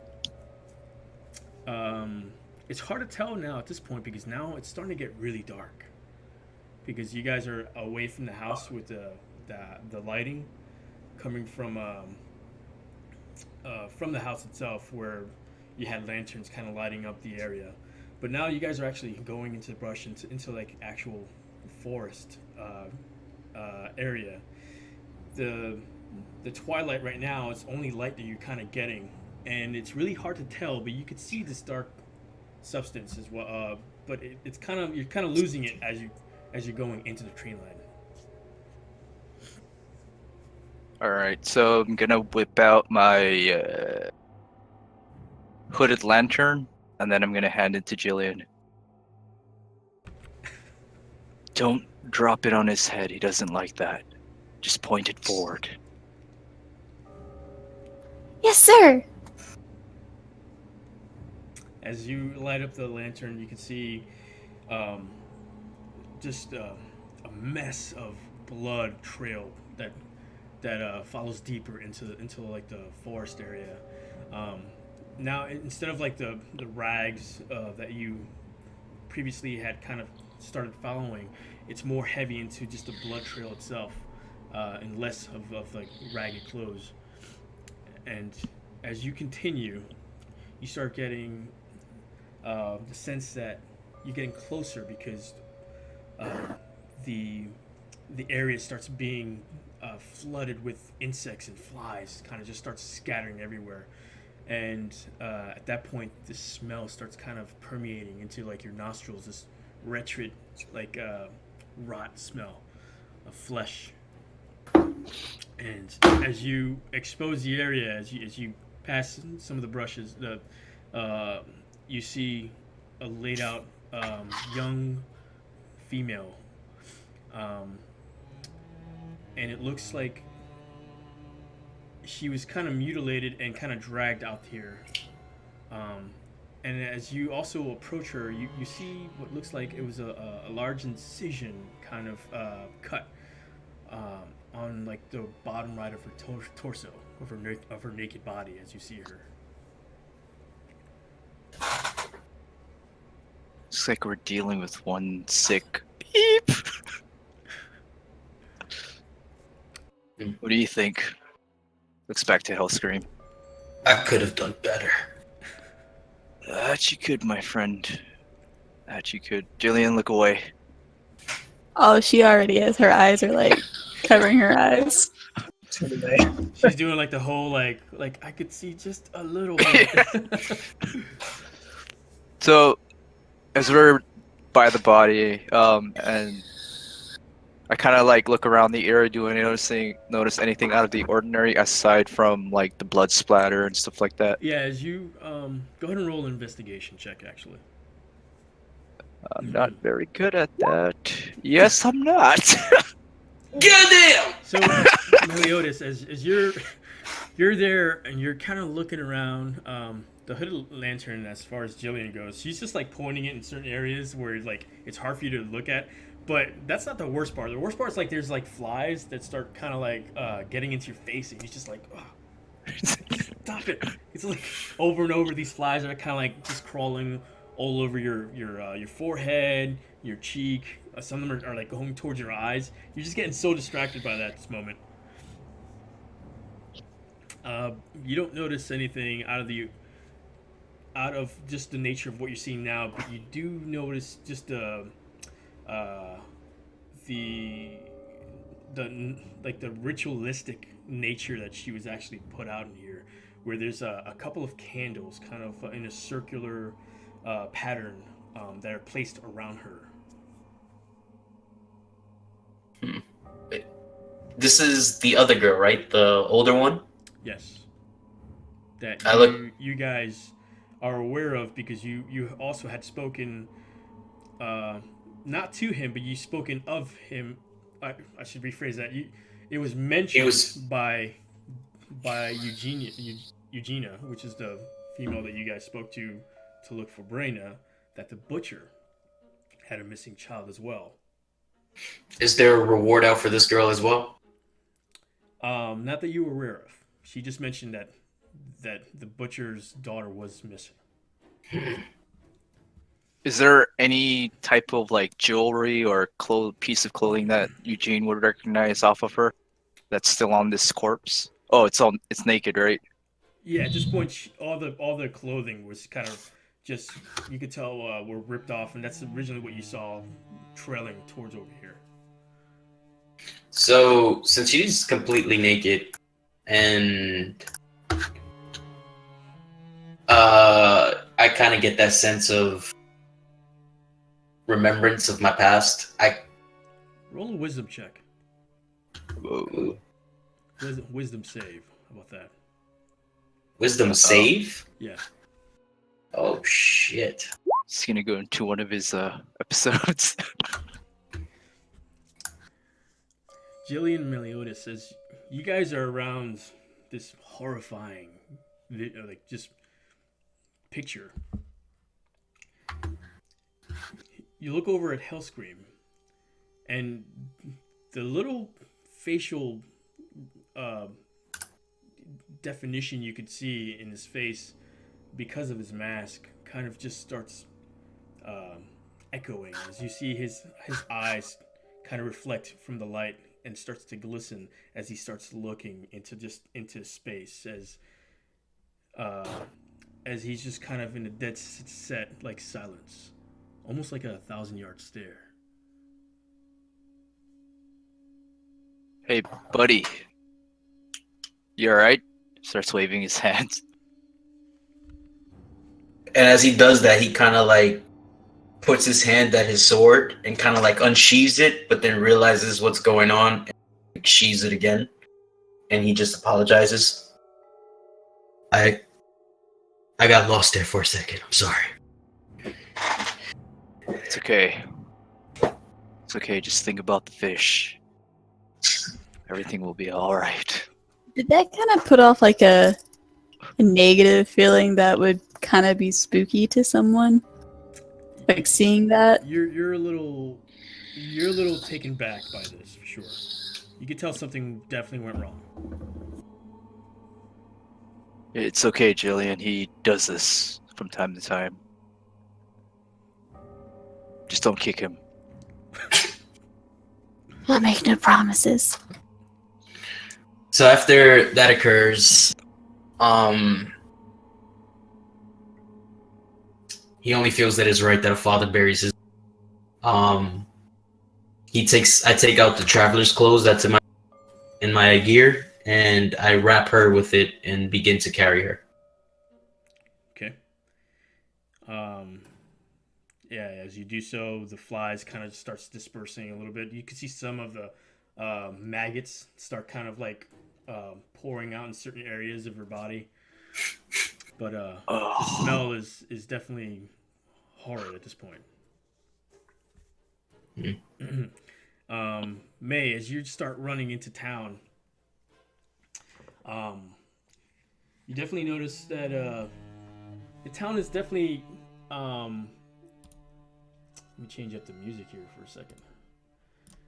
You definitely notice that it's definitely not as rustle and busting as it was before. As you definitely had set foot earlier in the day, there are occasional workers here and there that are still working through the night.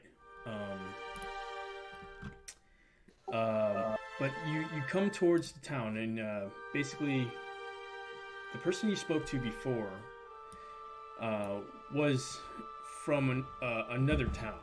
You came to this town instead of knowing the story of what's going on, and basically from there you've taken upon yourself as a group to pretty much try to figure out what happened. But you did pass by a what looked like a healer's pretty much a healer's enclave, like basically a medicine, a medical physician, I should say.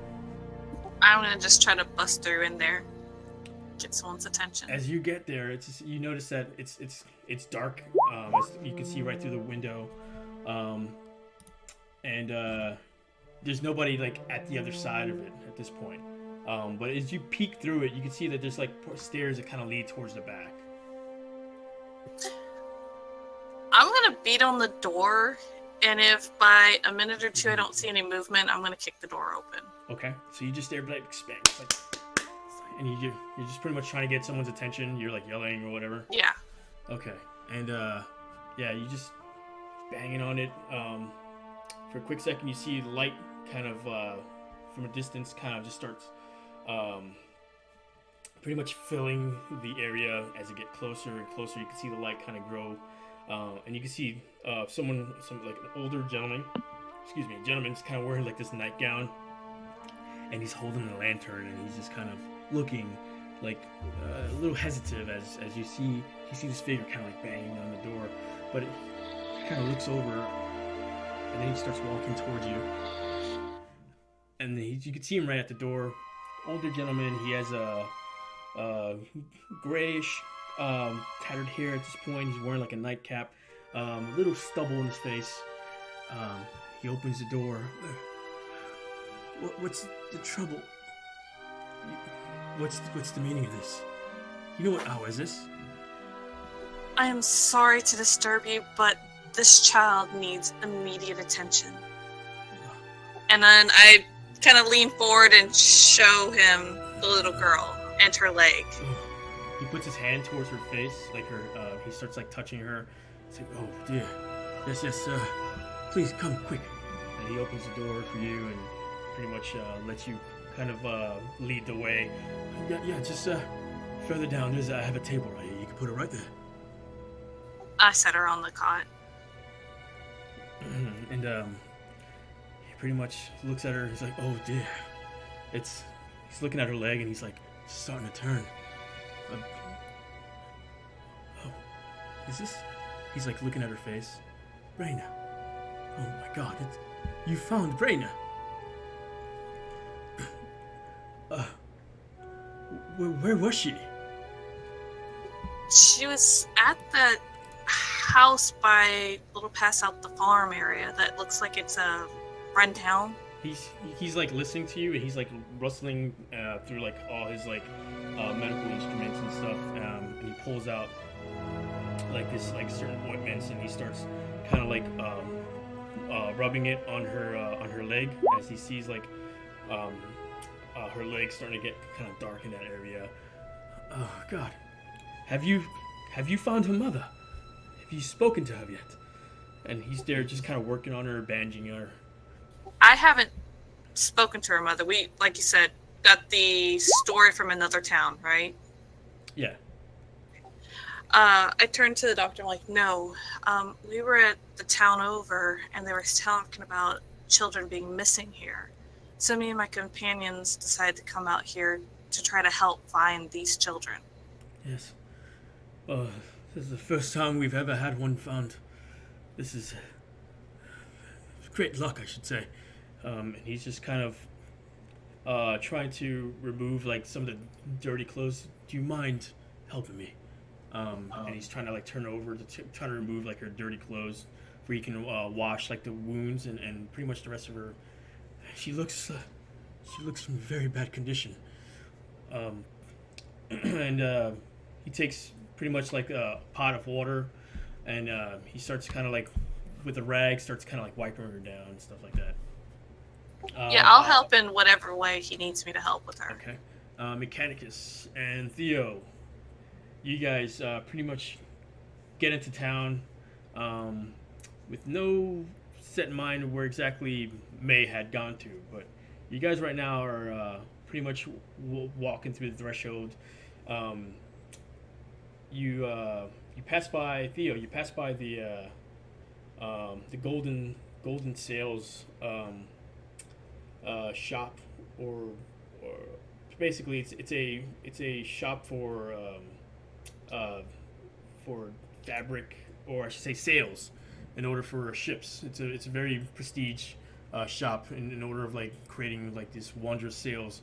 And previously, when you were in town, you had spoken to Eugenia within this town, within this shop itself. And she's one of the employees. All right. Seeing that I ran in and know that's where I can't. But did we enter at different entrances of the town? No, Did you guys pretty much went the same way. But Okay. Yeah, before, but you you're would not probably sure be where way May- ahead of me. you're not sure where May went. Okay. Well, I go first to the sales, since that's where I know it is. You look behind you, you can see the mechanic is like a good 100 yards away, just like trying to keep up, like pretty much with his walking stick, with his Slow and steady. Slow and steady. Well, he's been holding up pretty well. We got here at the same time. Damn it. So I run in. I knock on the door. Yeah, it's another shop. It has some windows. You can tell it's a shop at this point. It's definitely not during the work hours. It's kind of dim inside. And you just go up to it and you kind of just like start kind of like trying to get someone's attention. There is like a pulley system where you can see that there's a ring, a little bell at the other side actually. All right, I ring it. All right, and you just do so. And you pull the little string, and you can hear the bell, kind of just like rattling on the other side. Wait for a couple of seconds, and you just see this one gentleman kind of walking down, holding a lantern. It looks like he's carrying like a pistol on one hand, kind of like just in a worried manner, like not knowing what's going on. And he's kind of looking outside. Looks at you. It's and then he walks very gingerly towards the door, and he opens it real slow. And you can tell this person's kind of well dressed. Looks like more of a aristocratic kind of person as far as like wears. He's wearing some like very fine looking silks. Not too old. He's pretty much like about mid-30s. Pretty square jaw. Hair is slicked back. Yes. Why bother at this hour?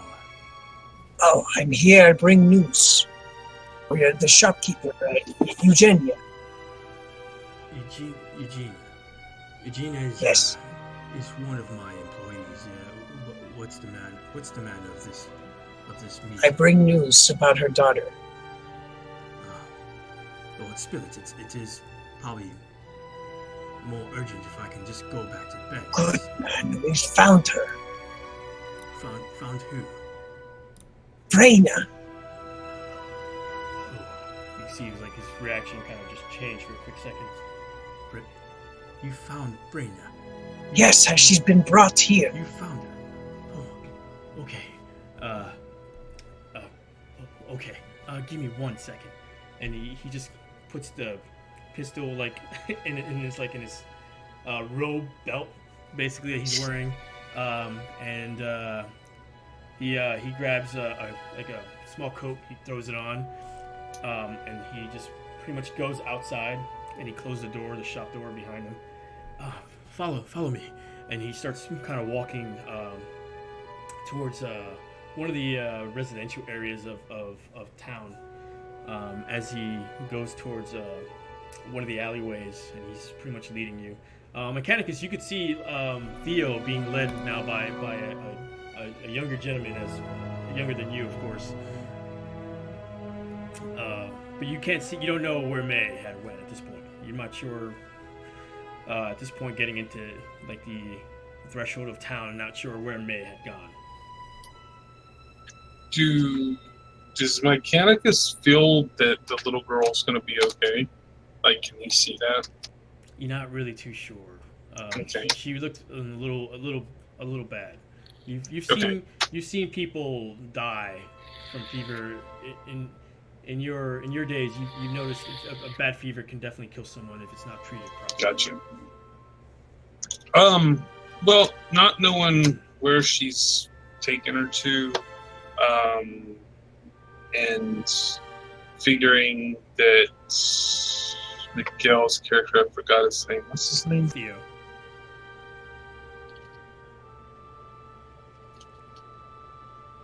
So seeing him being let off, Mechanicus just shakes his head, figuring that he's going to get money. And as he's kind of walking through the town, he's looking around for chickens. Like a chicken? Like an actual chicken? Yeah. Actual chicken. You don't notice any, like, going into the threshold of actual town. You definitely don't see any livestock, but before coming into it, you did come across some farmed areas where you figured they might have some livestock. As he was crossing in, I imagine like he just watched Theo just take off. He would stop and start borrowing feathers from random chickens and stuffing them into the pouch on his belt. So, on the road, you could see like one of the one of the residential like houses that's pretty much in keeping of one of the farms.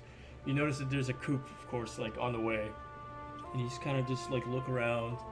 No one's around. Everyone's pretty much, in bed at this point. And for a little ways off, you pretty much went off the road, one of the main roads, just to get closer to the coop. And you can see like some of the chickens are just kind of just sleeping. Like some of them are just kind of like laying on their eggs, but they're in arm's reach as you do so, and you just kind of just go in there. I'm gonna be stealing like off of their chest. He's grabbing and plucking like just one or two down feathers off of each of them, shoves it in, and then he'll like grab some of the wing feathers off of another one, like no more than like one or two per bird. So like he's not trying to hurt them. Yeah. But as soon as you do so, the chickens start going crazy. So they get really loud, and they start getting crazy. Some of them are just kind of like trying to fly off. You see feathers flying about as some of them do so. There's about like a good 12, 13 of them just starts going crazy because one kind of chain reaction. They all kind of just alerted each other. But you did manage to get like a good 5 pieces of them, pretty much as you do so, at least from 1 or 2. While this is happening, the light of the residential area, it's kind of like you see a glow coming from one of the windows, like pretty much like if you've awoken someone from the house. So as soon as he sees that, he takes his cane and he starts, "Be gone! Be gone, you foul beasts!" And he just starts like flailing it about. The door opens. You can see this person. He's a good like maybe 100 feet away from you. It's nowhere near you, and you can just see like him. It's a figure, like the silhouette figure with a lantern, just kind of viewing, like looking in your direction, and he just goes and fires off a shot from his pistol as he does so as well. Get out of my property! All is well, kind sir. All is well. There was a fox in your coop, and I have taken care of it. Shoot you right in between the eyes if you don't get off. If it weren't for me, the fox would have killed your chickens. Now you owe me a thank you. I'm gonna go back inside and get a bigger gun. I better not see you on my property when I come out. And he comes back inside. He disappears for a quick second. Mechanicus just straightens his clothes, starts hobbling down the road all slow and shit.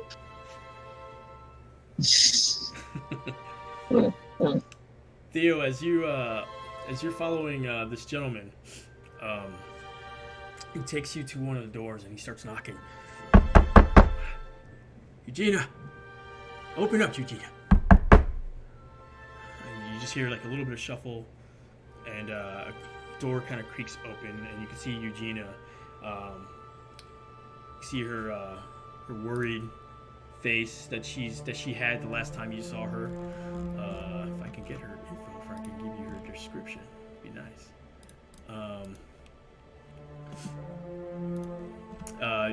Auburn hair, kind of just raggedy everywhere, wearing two short double braids, kind of going down the side of like basically on one on each side. You can see a glint of like brown reflection of her hazel eyes, basically, and deep sockets. You can see this worried look that she has on her face as she looks at you, recognizing you as well. She's pretty much being lit up by this gentleman that came with you with the lantern that he's still holding. She's just looking at you, waiting for a response. And first, you could see like almost the tears are kind of being held back as her eyes being glassed over as she looks at you.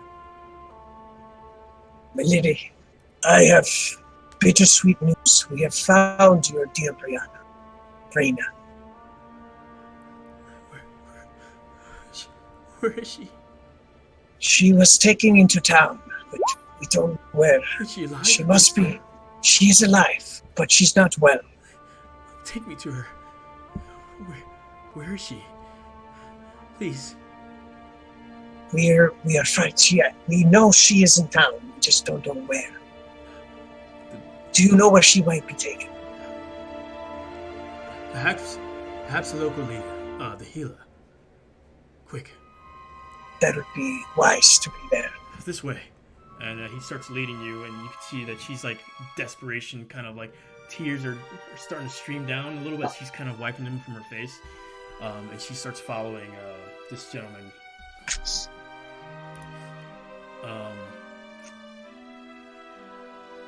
Back to Meliodas, Hellscream, and Jillian. You guys start walking towards town. One of the things you did notice was that it was a gunshot, just like randomly, just went off.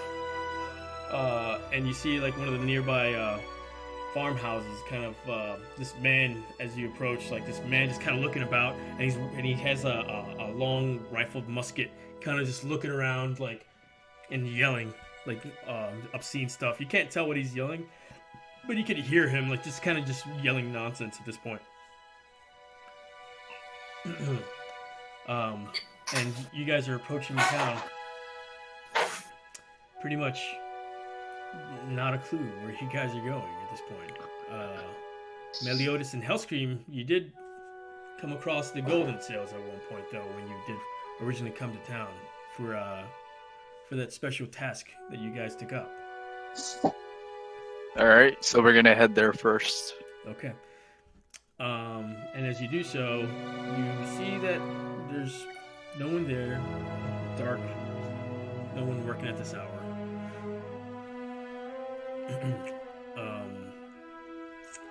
As you do so, though, you see Theo pretty much turning a corner with two individuals. One is another man, and Eugenia, from what you can tell. Oh, there they are. We begin to make haste. Mechanicus is pretty much looking around, lost. As you can see him kind of just like wandering about. Yep. So he's kind of like stumbling, and you hear every now and then, "Rupert, where are you, Rupert?" He's totally lost it. Anyway, senile old man.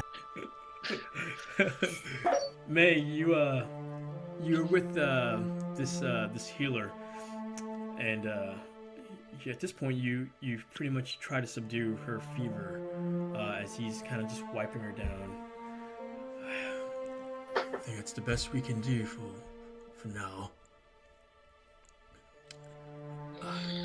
Wait, this is poor condition. I just hope she pulls through the night.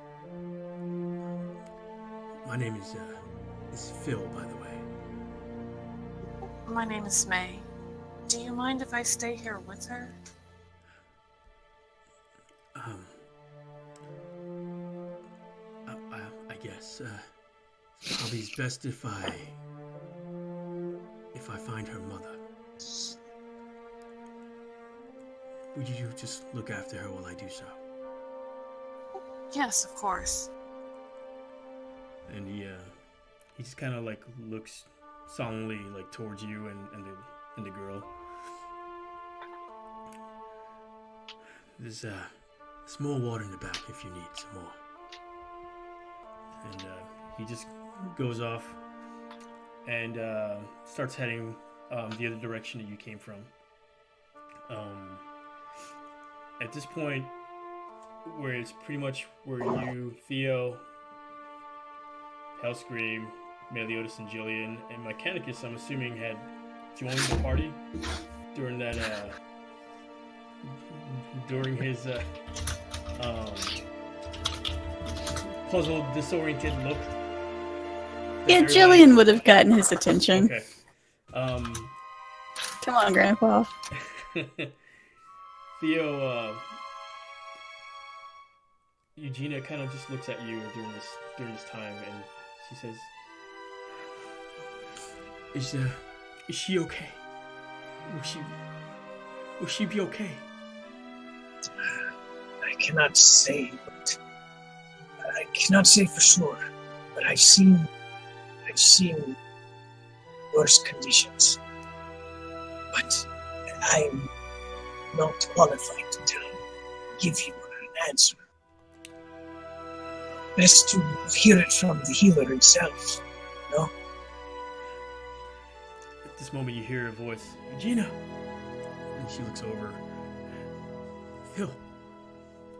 Phil, my daughter. Regina, she's at my shop. Come. She's doing really bad.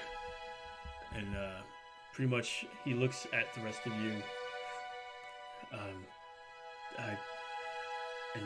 Who's your friends? They helped find Eugenia. Of course. And he just starts leading towards his shop. I follow. I follow. It's just kind of asking him, is there anything we can do? Anything you need to know about the war? It's all. Best we can do now is perhaps wait and hopefully she will make it through the night. I've done everything I can with all my concoctions and my only herbs I have that can possibly help her. Right this way.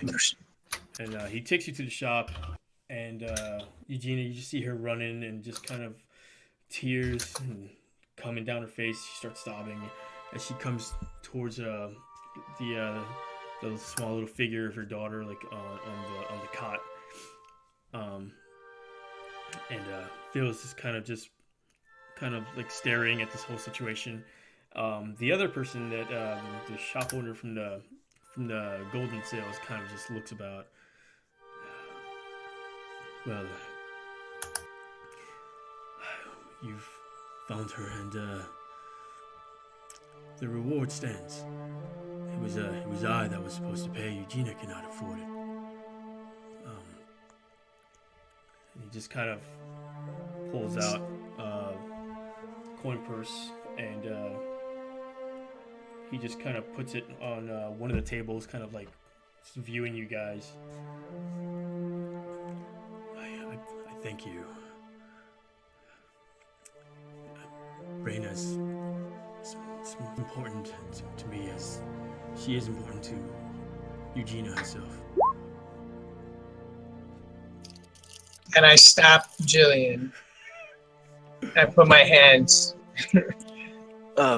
Theo. Where's House Cream, by the way? Are you still outside or in the shop with us?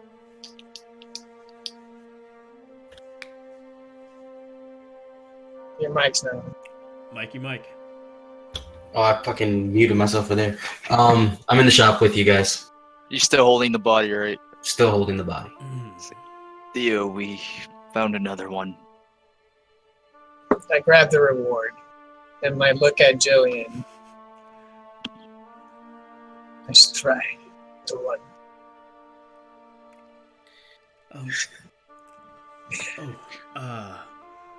The healer Phil, he kind of looks at you, Hellscream, and it's like, oh, that's where this stink is coming from, I'm assuming. Please put it across the other side of the room. I don't want it. Not to necessary. Anything. For a small fee, we could bury it for you.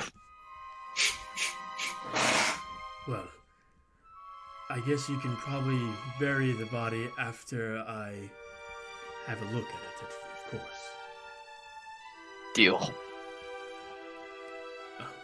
Right this way. Phyllis.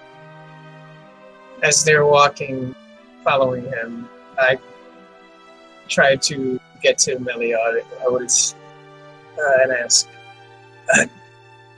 you found this tourist section I sent you, I assume? That's correct. No other signs of the third. The Nothing, third? nothing we could see. But I have a feeling he'll be showing up soon.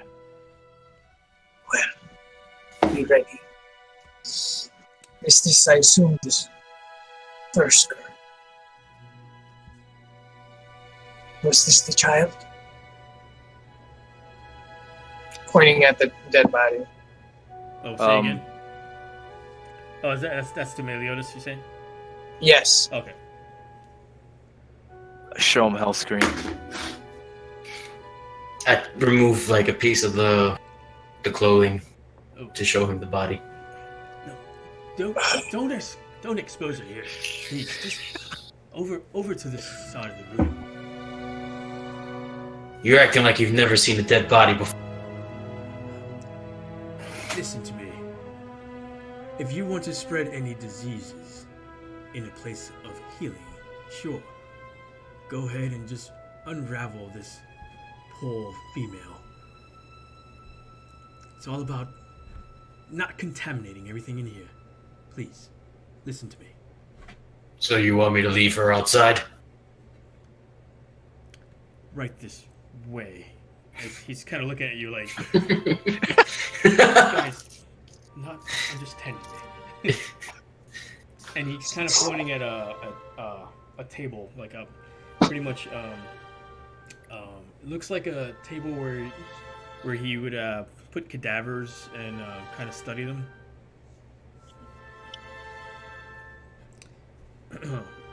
There's like all these instruments, kind of like for opening like bodies and all that stuff and examining.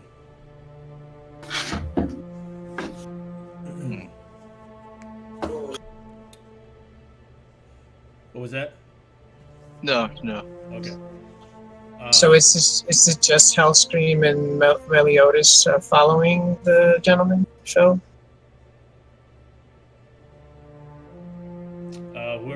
Whoever's following me, really. Hellscream, you're basically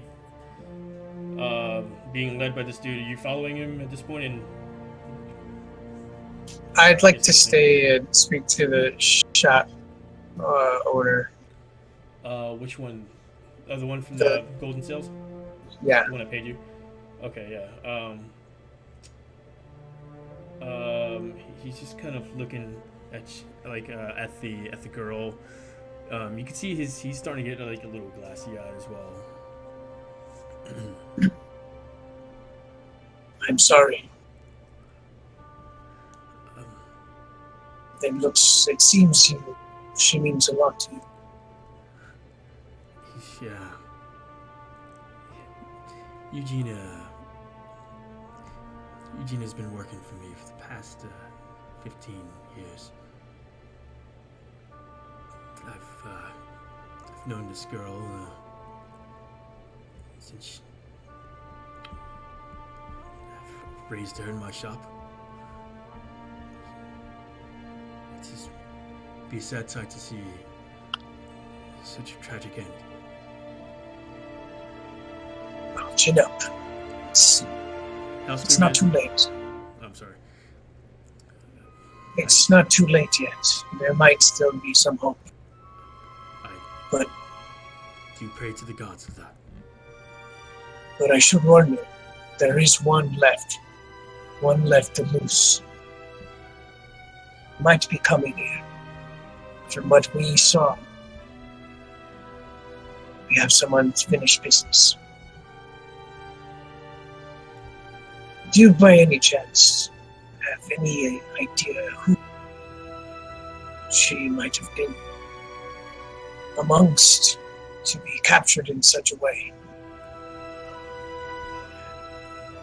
It pains us in this town to be in such plague situations. Fortunately, we do not have any leads of who could possibly be this culprit. No unusual disappearances besides the other girl. Of animals or stock or pets, maybe. Not while I've been alive. Not in this town, perhaps. Anyway, I'll scream, as you pretty much follow in the order of Phil, and you put the body onto the table. He unravels it. He's kind of just covering his mouth from the stench. Oh my God, she's must have been out for weeks. And he starts taking like some instruments, and he starts looking at the incision, or the big cut like around her lower torso area. Looks like someone took a piece of her. Something is missing. And he kind of looks into it a little deeper. And he just kind of looks flabbergasted at this point.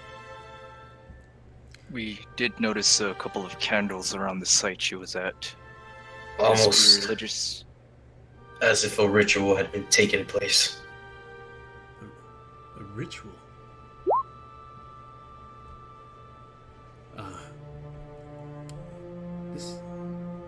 This girl's missing her liver. Wasn't the other girl missing something too? That was from May, Mechanicus, and Jillian's perspective. Fuck. I paid attention too much. Fair enough. They were missing. The other girl was missing a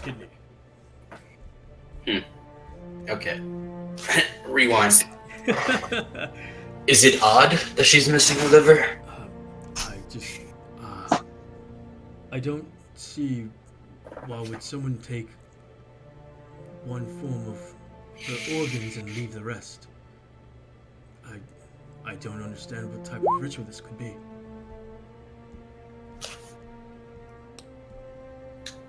My candidates, roll a history check with advantage. That's right, bitches. History check with advantage. That's because your ass is so old, man. Double one. I was there.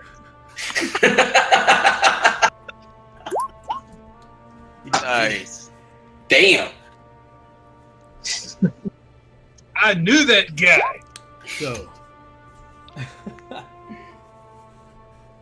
when you did your time in the guild, many books have you come across.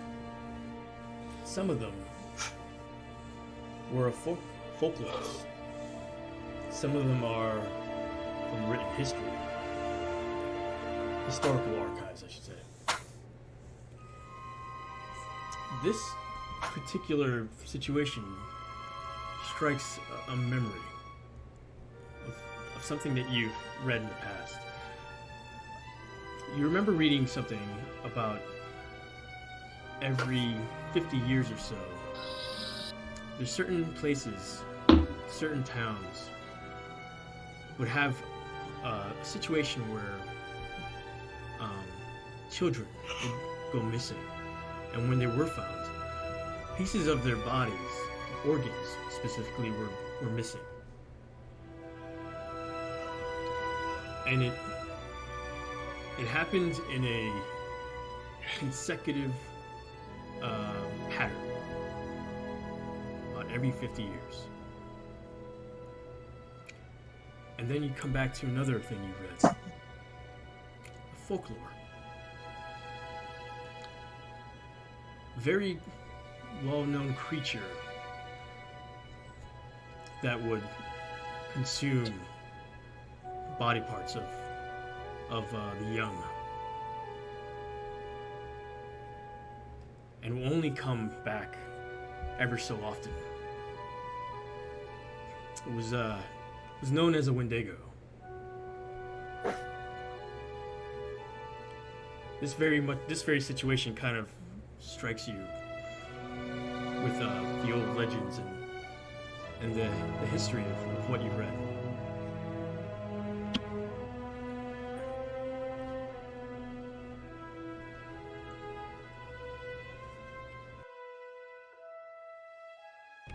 So, hearing all of this, my Canicus puts both hands on his cane and just kind of leans on it. There is a certain creature in folklore, if you believe in such things, called a Wendigo. Wendigo. What he said. What did you say, Rupert? Yes, Wendigo. Is he talking to Rupert again? This creature would come periodically. Not periodically, really. But more like it had a pattern to its periodic visits. That it would consume parts of the land. It is folklore, really, but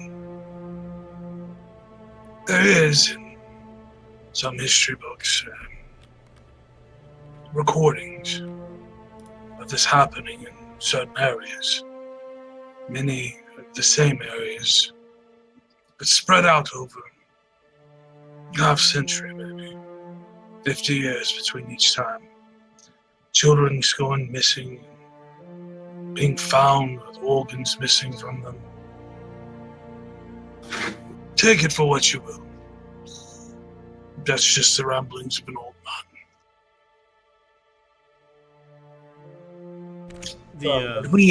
The healer kind of just looks at you flat. Are you talking about legends, old folklores, fairy tales? How can I just listen to this nonsense and believe that it's not a crazed criminal that's snatching these poor females and children? Oh, it could very well be a crazed criminal. I just said that it was folklore. Could be, could not be. But unfortunately, it's the only lead we have right now. What I encountered, I and my friends have encountered, was no magical beast or mythical legend. It was man who said he had consumed a child. Is there any part of this form that includes some kind of worship toward this Wendigo? Is there like a cult or something that worships this creature? Not that you've come across or aware of. Do I know of any cult that does this type of stuff? Cults that you've read in the past are more sacrificial and not really of consumption of organs or anything like that. Cults are more... They like to kill you. Sacrifices, the blood. This is more cannibalistic in nature. More primal. It could be an insane person doing these things. Could be a Wendigo. We do not know.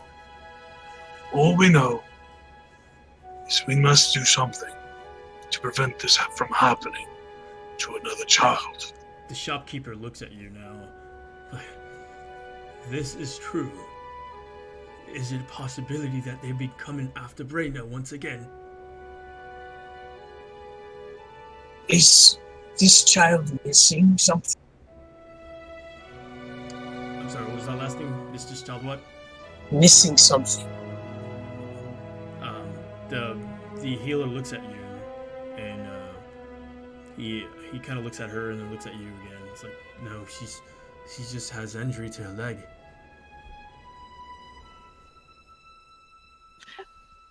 May I ask the healer, if they come back, possibility of coming back, did the children, were they all around the same age? Is there some sort of similarity? Are they all girls? Same age? Same birthdays? Like, you know, something like that? To the healer? Yes.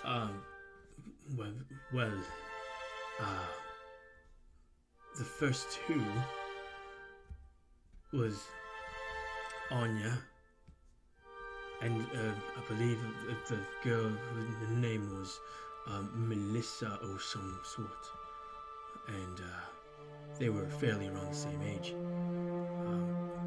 Anya, I believe, as he looks at her corpse, was about 11, and Melissa perhaps around 9. Not too sure. Brain over here is 7, so I highly doubt it has anything to do with a certain age. If we talk about folklore, as he looks at Mechanicus. But I'm not sure about the birth dates. Well, whatever it is, if it comes back, either indigo or person, we'll take care of it. As he's kind of loading his gun. We'll be ready. Eugenius is kind of looking at you now. It's like, please, we can't let her be taken once again. This can't not happen once again. Don't you worry, my dear. We won't let that happen. Not if I could help it.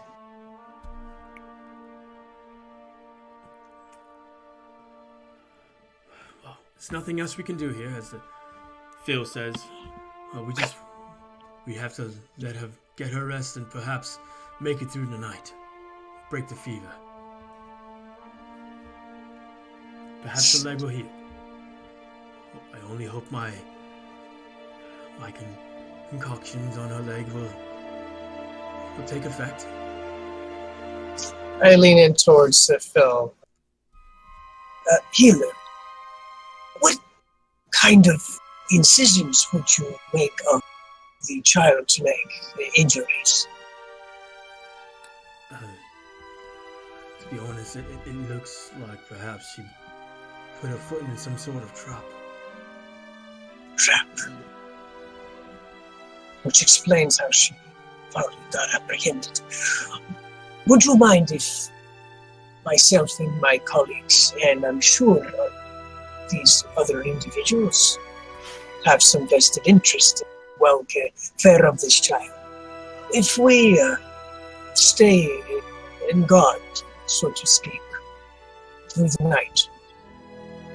Well, I really don't have anywhere for you guys to take rest for the night. Perhaps one or two of you. There is the old salty wench sea hag over at the other side. The other side of town? Do you expect us to protect this child all the way over there? I meant on the other side of the street. Oh. Do they have fish? It's alright, Theo. I can sleep on the ground. Mechanicus, with hearing this, sticks his hand into this little pouch on his thing and pulls out this tiny little silver bell and starts ding, ding, ding.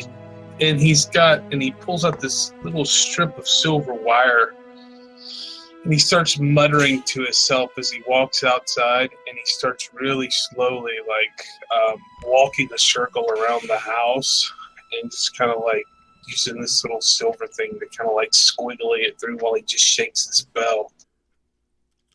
The shopkeeper just looks at you and then look at the rest of the party.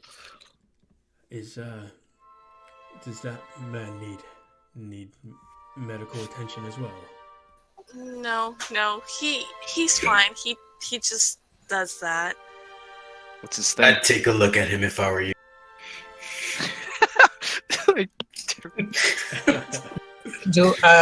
I'm observant of this, and I'm looking to see if there's any changes to the environment or surroundings in any way that I can tell. Make a perception check.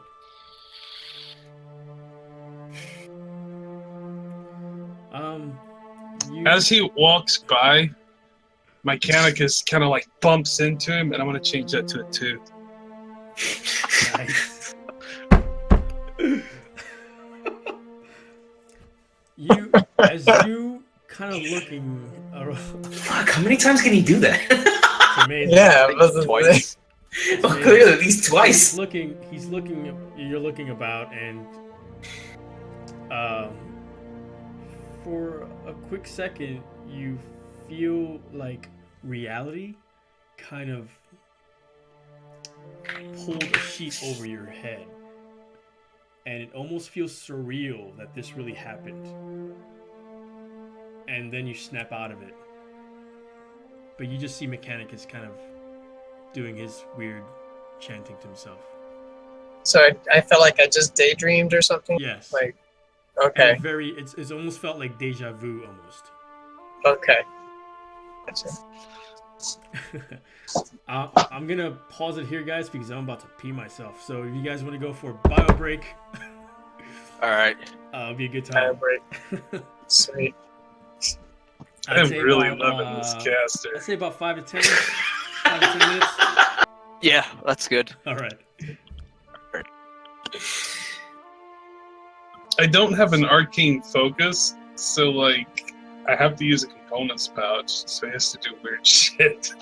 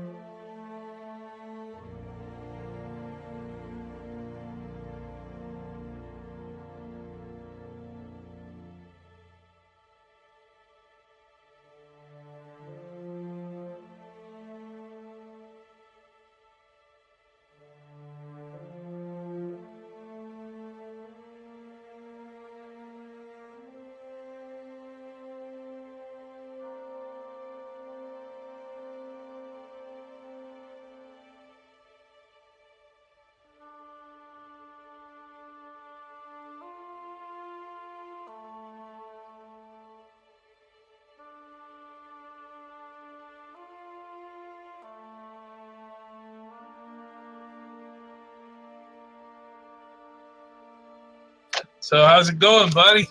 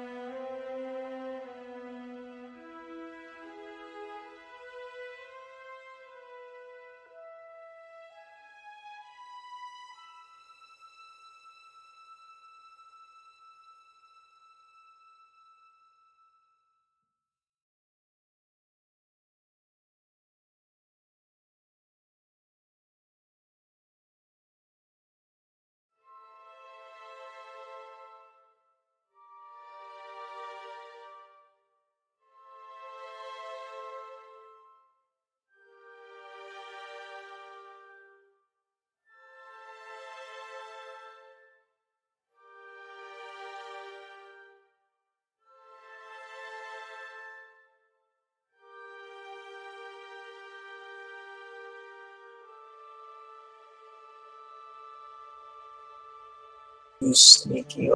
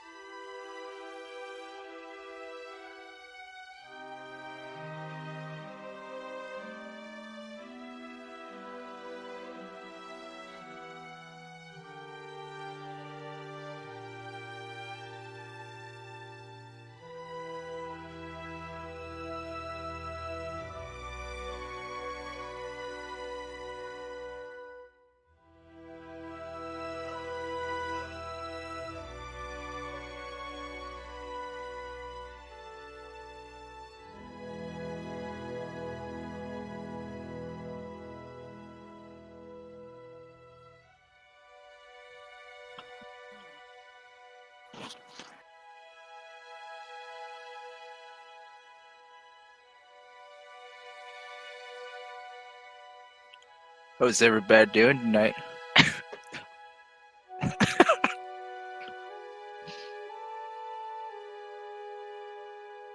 Doing good.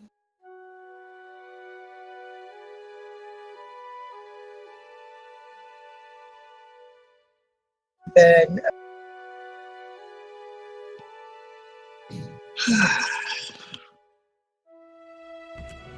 Is Jillian like a legit child? As far as you know. Oh man. Wow. Alright, that's okay.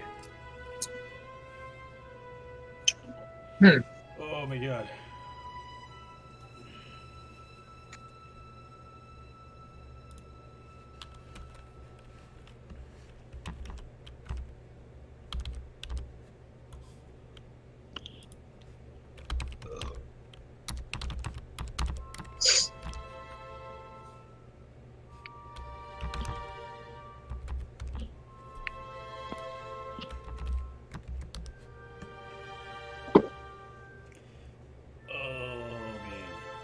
So, whenever you guys are ready, I think we should all be good. I'm not gonna. What time is it? I don't want to make this session go way too late. So I don't want to push it further than it needs to be. push it. I'm sorry, did you say we're playing till 4 a.m.? Oh, Yeah. All right, so I immediately apologized to Phil for screaming in his face.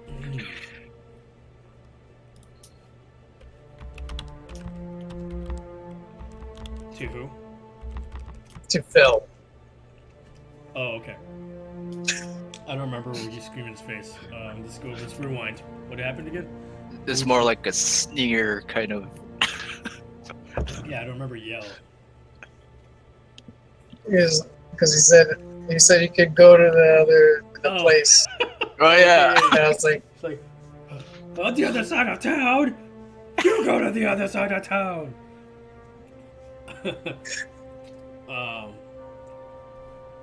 Yes, you can go to the Salty Sea Hag.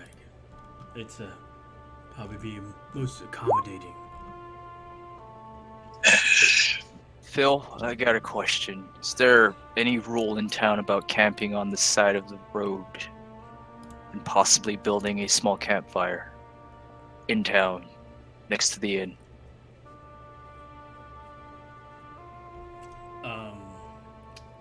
Well, it's definitely up to you, but I'd say you might want to try to avoid some of the guards. Perhaps look at camping within the grounds. They might not take a liking on that. It's the only reason I asked this because I like to cook my fish myself. Well, that's I guess that's a predicament on your end, then, yeah. Looks to Theo. Take care of this. Theo, roll a perception check.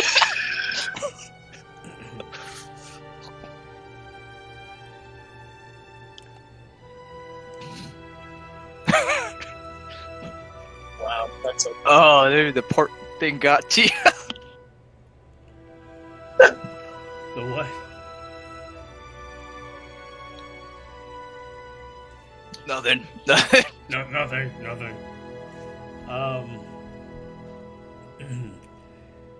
So you see the shopkeeper with Eugenia.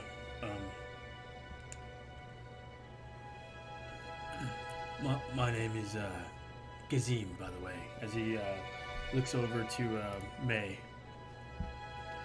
and he kind of just reaches out for a handshake, and I do want to say I appreciate it greatly that you and your companions have found Reyna. Eugenia is she is a treasure within my shop. I Can take his hand and shake it, and I just tell him, we were just doing what we felt was right. Eugenia, please, if you need anything, you know where to find me. And he slowly leaves the shop. Can I do an insight check on their interaction? See if they have a thing for each other? Yes, please, go ahead. No! I'm never gonna insight anything.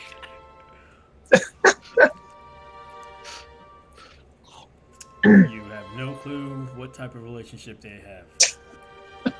As far as you know, that they're really good friends and co-workers since he's the shop owner and she's one of the employees. Got it. Well, Phil's kind of like looking at the bunch of you. Who's going to take the shop and kind of hang out and protect from said folklore creatures? I will. Looks to me. Well, I can accommodate for two, so if the both of you shall accommodate. Are you staying, Meliodas? Yeah, I guess.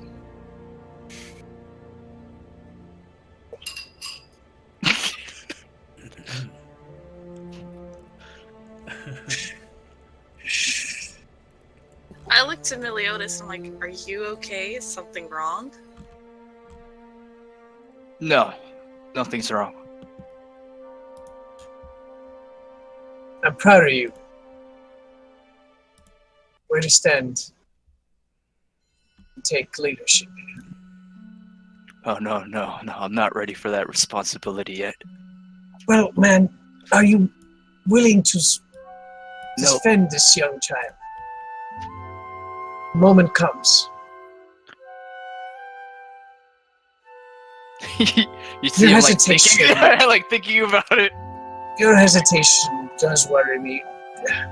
Why don't you I'll- step aside of this? I'll protect her. I swear. I don't trust you. What? It's because I look dirty? I don't care that you're dirty. You hesitated on his question. It's not. I'm thinking of every outcome, okay? It's the way I think. Please don't take his hesitation the wrong way. He can be trusted. I just kind of give a side-eye look about that. Well, you know what the code word is. Pineapples. No!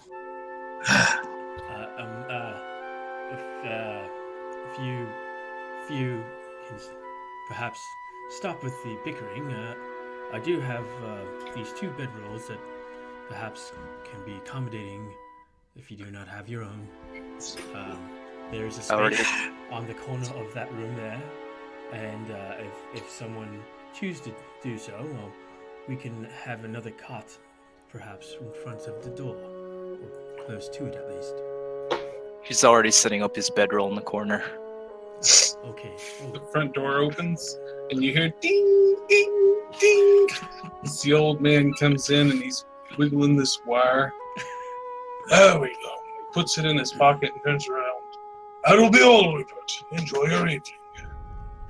Where were we? Mechanicus, you are going to the inn across the street with Jillian. But of course I am. And with us, Theo and Helsing. We'll be nearby as well.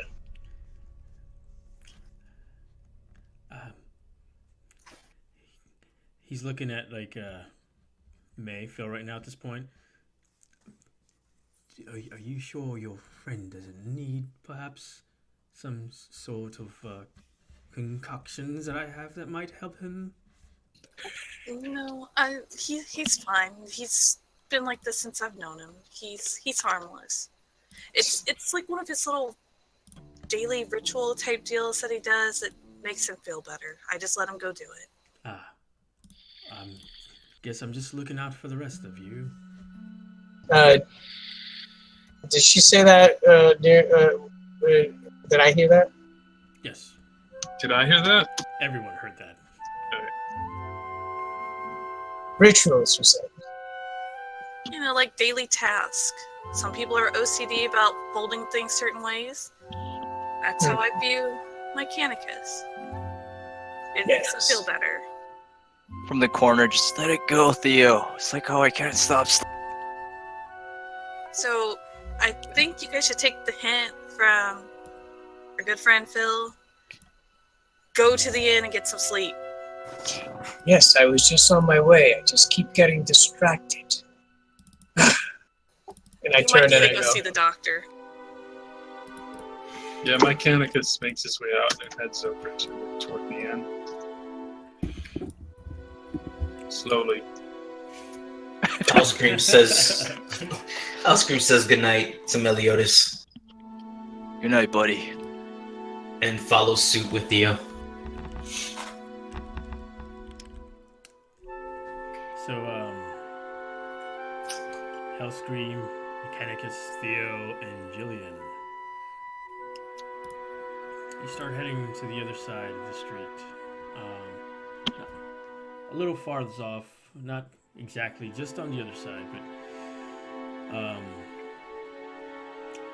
you start going towards what looks from the outside appears to be an abandoned building in the shape of a large ship. Looks like it was an old building, an old ship being built, turned into like an establishment, like if they halfway through the build of the ship, they pretty much canceled or abandoned the ship, the build itself, and they turned it into this establishment basically. But it looks rustic, and you can see it's like fortified with like sandstone bricks on the outside. There's like pillars as well that's like pretty much holding parts of the structure. Through the small curtains in the window, as you guys get close, you can see warm glow hinting of candlelit halls. And even as you get near, you can hear... Dude, mute your mic. God damn it. I thought I was muted.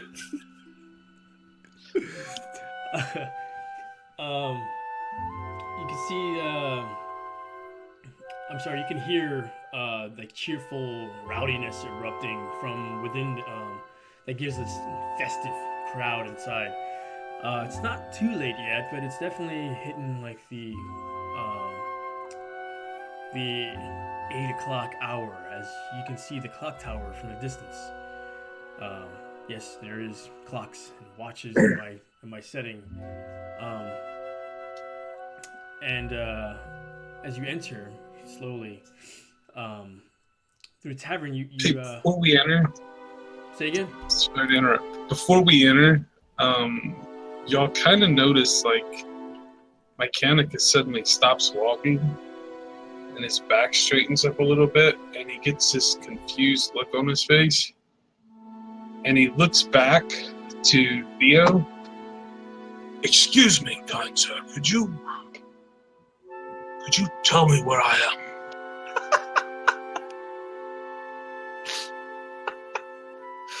You're in Homesfirth. Jillian, this is not the first time you've encountered Mechanicus to do such episodic stuff, so...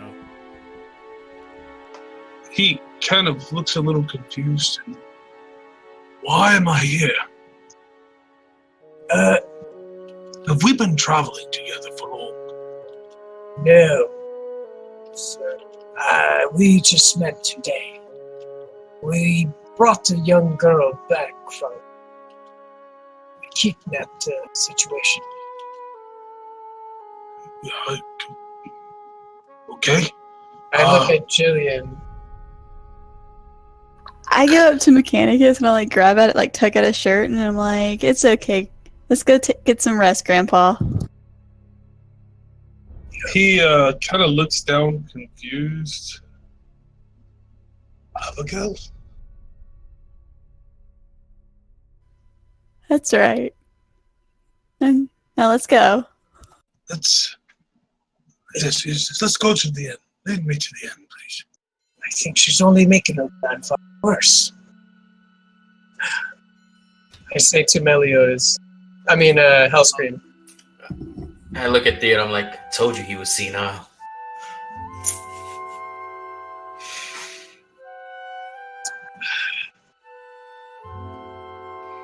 Could I make a perception to see if he actually is, Insight. like... Okay. Oh, you're better at that. He's not rolling deception because he doesn't need to. So Okay. I do notice that this might be something that occurs normally. Like it's a truthful kind of, okay. Yeah. Alright. Um, Poor old fool. We're walking towards the end. yeah. Where's it?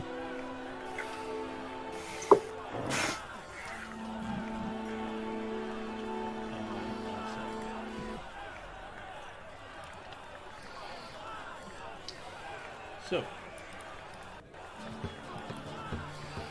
where was I? Sorry I interrupted there. No, you're good. That's cool. I don't mind you guys interrupting at all. Don't worry about it.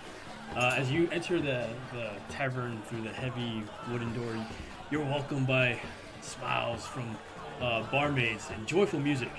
The bartender is a little preoccupied, but still manages to welcome you with a short wave. As you can see him, he's like kind of welcoming you guys inside the establishment. Inside has that rustic feel as it does on the outside. Cylindrical beams support the upper floor, and huge lamps attached to them as well. The walls are decorated with petrified sea creatures of all shapes and sizes. The tavern itself is packed. Different clan members scattered about, identifiable by their sashes or crests that they wear, seem to be the primary clientele here. Several long tables are occupied by what must be like separate groups, but pretty much who have been bonded over food and conversation. And the other smaller tables on the other side, like basically on the pretty much occupying on the outer wall areas, you can tell by the non-clan members who are clearly here just to have a good time. Even most of the stools at the bar are even occupied, though nobody seems to mind more company. Either one's of their company as well as you guys pretty much stroll about. When you say clan, they're local clans? So, Homesfirth is a huge fishing town that have clans that will go out in the open sea, basically to gather their catch and come and bring it back to Homesfirth for price, basically for profit. So these clans have basically been the main theme in this town. The clan of ships and clans of basically different captains. That sometimes they'll have clans into one ship only, or clans into multiple ships that pretty much own multiple ships. So you can see like there's different clan members like bunched up in different areas, basically congregating. Mechanicus just kind of like stumbles through, wades through the tables, and approaches the bar, trying to get the innkeeper's attention. And he's just kind of talking amongst the patrons in there. He's like, hey, yeah, 2 for you. I got your tab. Your tab's still open, mate. You better pay up. I'll kick you out of here. Bet 3 for you. 4 on the cronies. Yeah. Excuse me, sir. Excuse me. What do you want to know, man? How much is a room for the evening? room for you, Lee. Pay 15 silver. 15 Oh, silver for the room. I'm sorry, That 15 is- copper. oh, that's a Silver is quite golden. expensive. I was about to say, That God is quite damn! 15 expensive. copper. I'm going to Perhaps, give the old man a heart attack. perhaps I could show you a bit of magic for a discount. Hellscream cuts him off, and he's like, beer and fish. Beer and fish. That's 20 I'll for have you. the same. 20 copper for you. 20 copper for you, beer and fish. So as I rummage We got through my bag, blue trout and rainbow. Which trout would you like? And red snapper is a special. oh, red snapper. Make that 2. 2 red snappers. Jillian's just kind of like jumping at the bar. That's, oh, you together, that's 60 copper pieces. I thought you said 20. It's for the red snappers more. Ah, okay. As I rummage through my bag, do I realize that I'm missing some money? It feels a little lighter for sure. I slip a silver piece onto the table for him. She's paying for the both of us.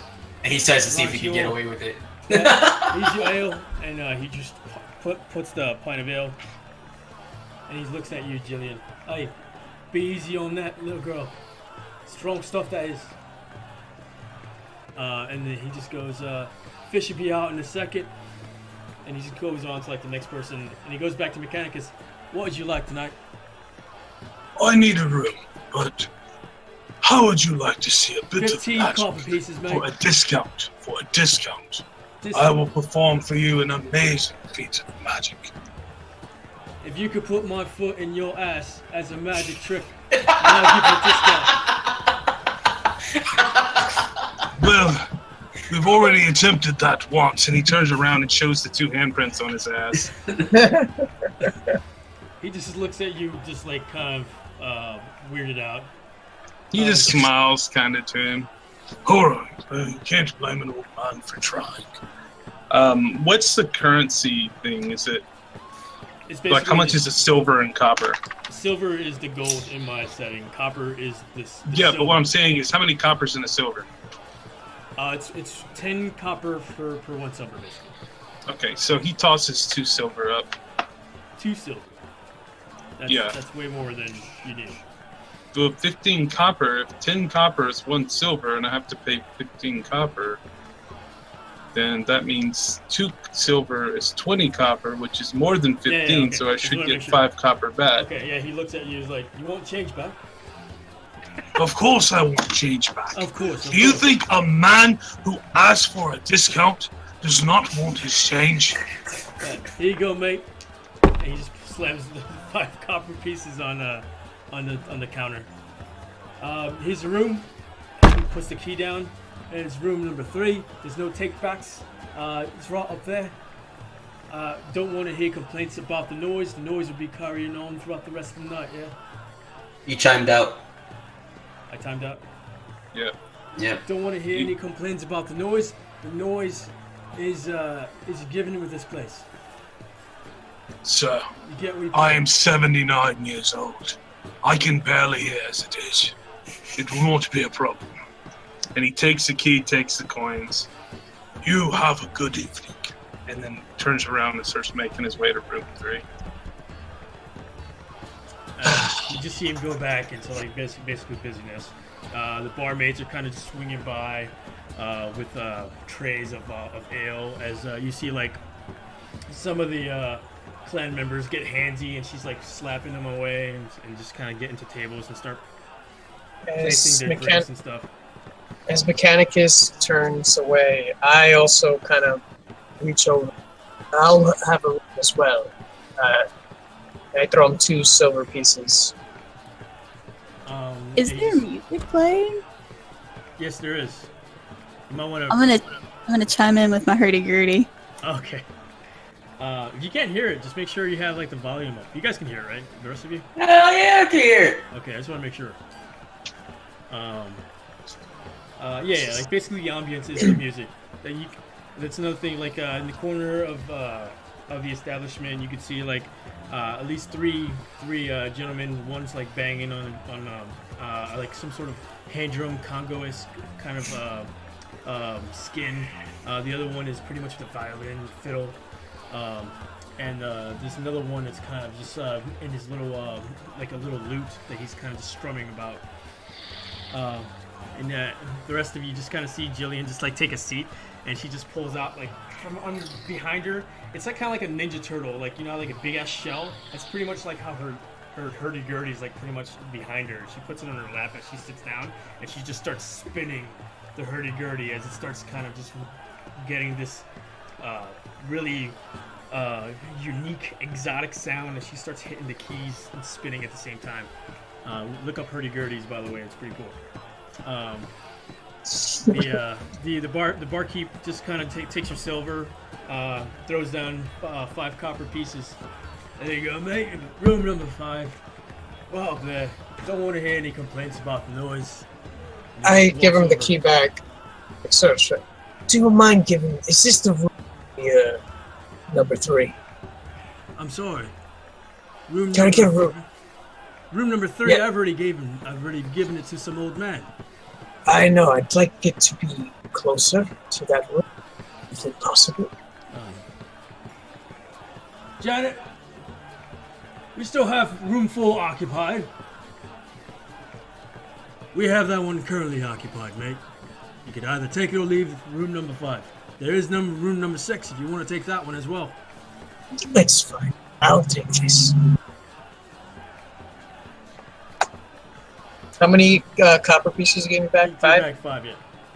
Yeah, thank you.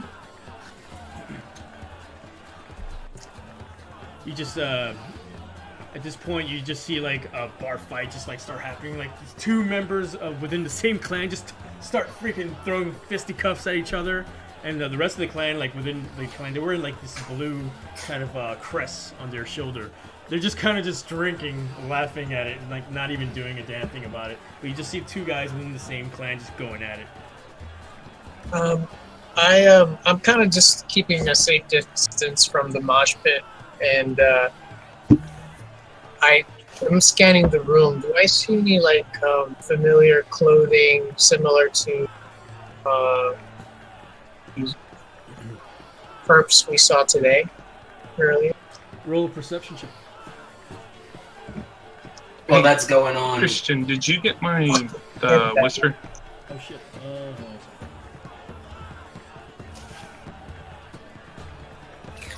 Shouldn't be too far out. Okay. No, I just want to make sure. Yeah. All right. It's okay. Thank you. I'll keep that in mind. Alright, so as that's going on, I'll actually go to the barkeep and order another rainbow fish. And I slap my 6 silver on the table for the food I'm buying. 6 silver. So he's just kind of busy running about. You guys are with your drinks. He hasn't given you the your food yet, the original food. He said it would be right out. So as soon as you go back to it and throw back 6 silver pieces onto the counter, he looks at and he just kind of looks at you. Was that for? Is that tip?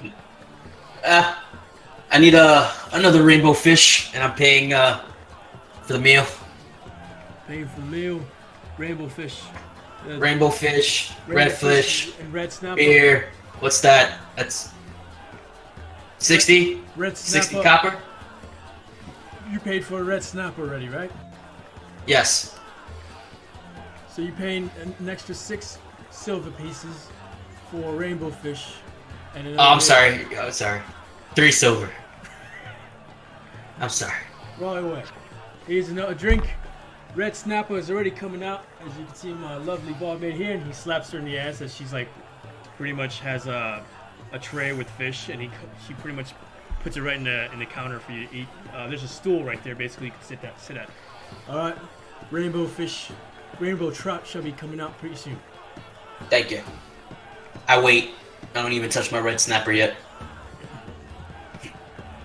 So we got room for Theo and Mechanicus. And meanwhile, Jillian's just chugging away with her hurdy-gurdy. I turn to Mechanicus and I'm like, care for a drink. Right. My friend, it is already late. And unfortunately, at my age, if I were to take a drink, I would end up sleeping on the table. Yeah, we'll find a way to get you up there.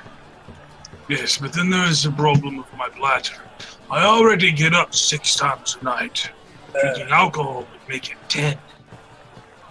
Well, in that case, want some water? Preferable? I will To take drink some water. Very well. Be right back. Go to the So- bartender. Mechanicus is gonna like sit down at a, table wherever one's open. Bartender. Okay, you mate.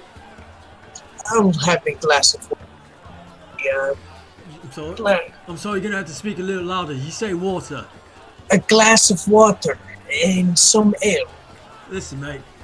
If you want water, there's a river that you can pretty much get yourself some water. We don't sell water here. It's only rum and ale. Okay, then I'll have some rum. Rum. I'll be 15 copper pieces.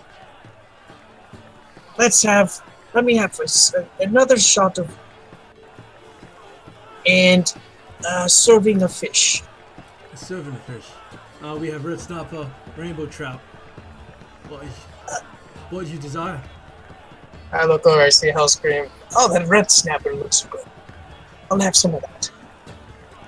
What? You said red snapper? Red snapper. Right.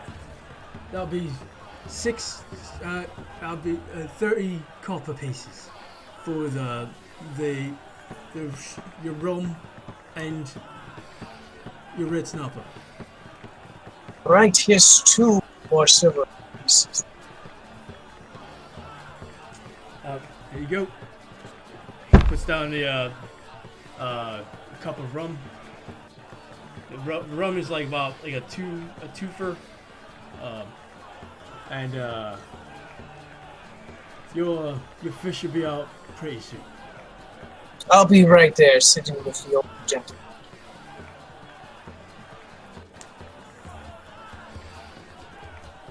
I come back. My change, please, sir. Oh. 5 copper pieces. Thank you. You gave me two rum, right? You paid for 2 rum. That's what it was. I wasn't. Yeah. Okay. Yeah.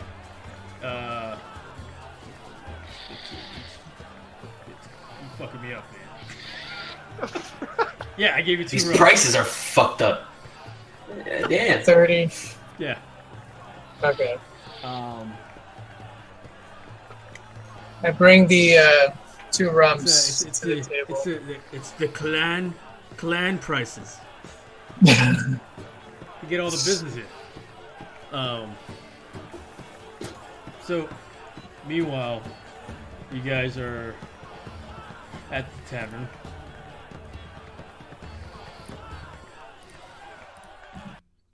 We come back to the healer shop. Fucking my shite.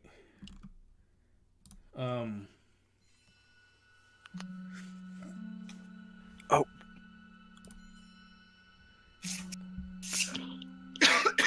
Was that a question, by the way, for Meliodas? Yes, Yeah, that okay. was the question. You may certainly try. All right.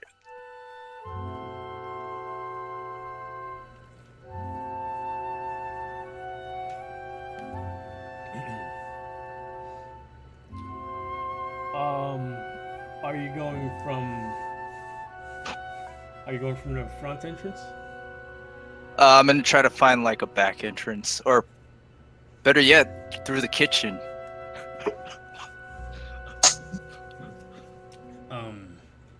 Roll a investigation check.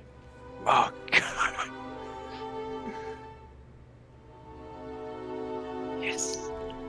Yeah, you pretty much you in the establishment. It's more of kind of like townhouses where the establishment are against other establishment. It's not a standalone establishment. So if you go towards the back, past the stairs that will lead up to what looks like the residential area of where Phil pretty much resides. There appears to be a back door. Looks like it's not heavily locked. There is a pretty much a lock and key, pretty much holding up the door from the within inside. It's the only thing you can notice that there's another entrance within the establishment itself. All right, gonna try to pick that lock. All right, let me see that rogue skill. Oh no, wait, wrong one.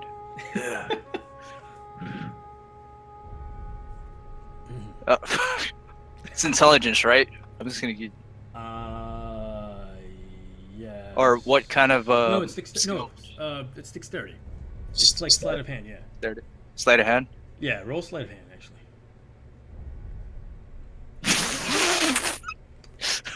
You see a modifier on that? You're just in there and you get past like the first tumbler as you notice like, oh, this is not gonna be too bad, and you just there going.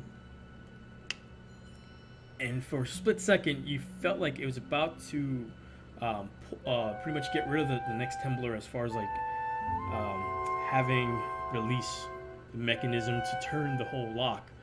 And as you do so, you just slip for a quick second and the tumbler just falls right back into it and the whole thing resets.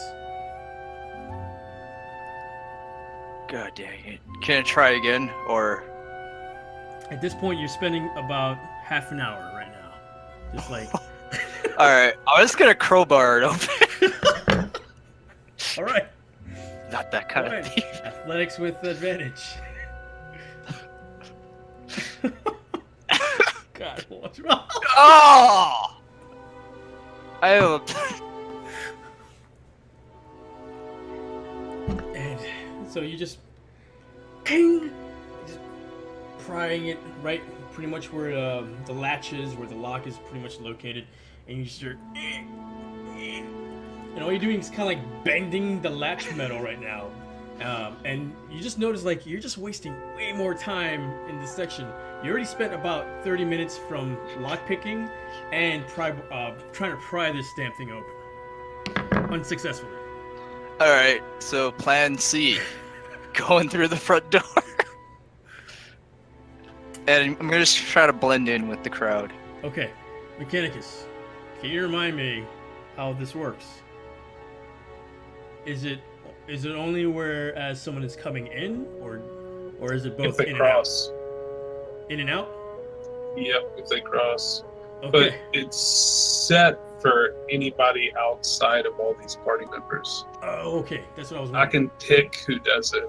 Okay, so did you pick everybody in the party? And just Yeah, everybody that was with us. Yeah, okay. Okay. I said wanted it, to make sure. and then it sounds like this. Holy crap. All right. So yeah, so Meliodas, you go out. You go ahead and roll a stealth check. If you want to be like stealthy as far as like discreet, where you don't want like know, where you don't want like May to know, basically. At this point, I'm not sure if May is No, she knows that I stepped out. Okay. Yeah, I knew that. Okay, And I'm okay. stationed by the front door anyways. All right. Just want to make sure. So Meliodas, a little noisy. You just come out, and you're heading towards the inn, basically the Salty Sea Hag. As you pretty much notice the ambiance, even from the outside, and you go ahead and not very discreet if you want to keep that, or roll if you want to roll another stealth check on that one. It's up to you. It's not working. Wait, what? Maybe trying to be stealthy. Oh It's yeah, not no, working. no. You It's go not in. working. The first thing, as soon as you went in, like, Theo spots you right away as soon as you enter. May. Yes. Where the fuck is it? So, as you notice that Meliodas had stepped out in a very noisy fashion. As you sit there, pretty much on alert, I would say at this point, right? I'm just sitting there. I was actually drawing kind of like the events. Like I drew Eugenia and her daughter, like how they are right now posed. And then I drew the 3 trio of guys that I just met. So, yeah. Wait, so you're drawing the...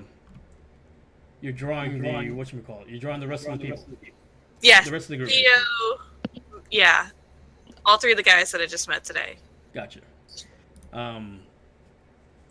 As you're there, just pretty much keeping a lookout. Occasionally, you just kind of looking about. Go ahead and roll a perception check.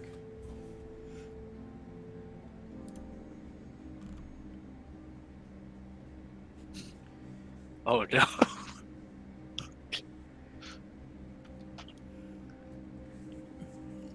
You're looking about, and you're going back to the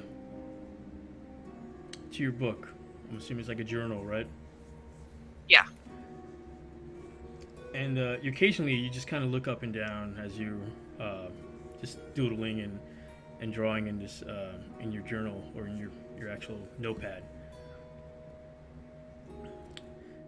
For a split second, you look up and you see this figure in the dark street, kind of shaded, no features shown. You can see a silhouette. You didn't think anything about it because you kept seeing a couple of silhouettes maybe go back and forth. But you kind of did a double take as you looked up, saw this figure, and your eyes trolled back to your notepad, and then looked up again, and that figure was gone. And then the alarm gets triggered. And we're gonna end session there. Oh my god! Whoa. No! I don't get to eat my fish? All I wanted was some fish. Mine didn't even get delivered yet. Only 3 people hear the alarm, though. Being forced to do feels bad. Who hears the alarm? Here's the alarm. But Obviously, it's just them 3. Oh, in the house only. No, like the alarm is probably set for just him, May, and his little the trio. Crap! Oh. You had one job. One job. Fun game. I am loving this little cat and mouse thing between Mechanicus and Theo. Yeah, it's fun. Like, I'm assuming you're like some kind of like witch hunter. And yeah. It's my up time. That was actually fun, man. I hope you guys enjoyed the first session. The fuck? Yeah. Yeah, it was a lot of fun. Everybody's characters are really interesting.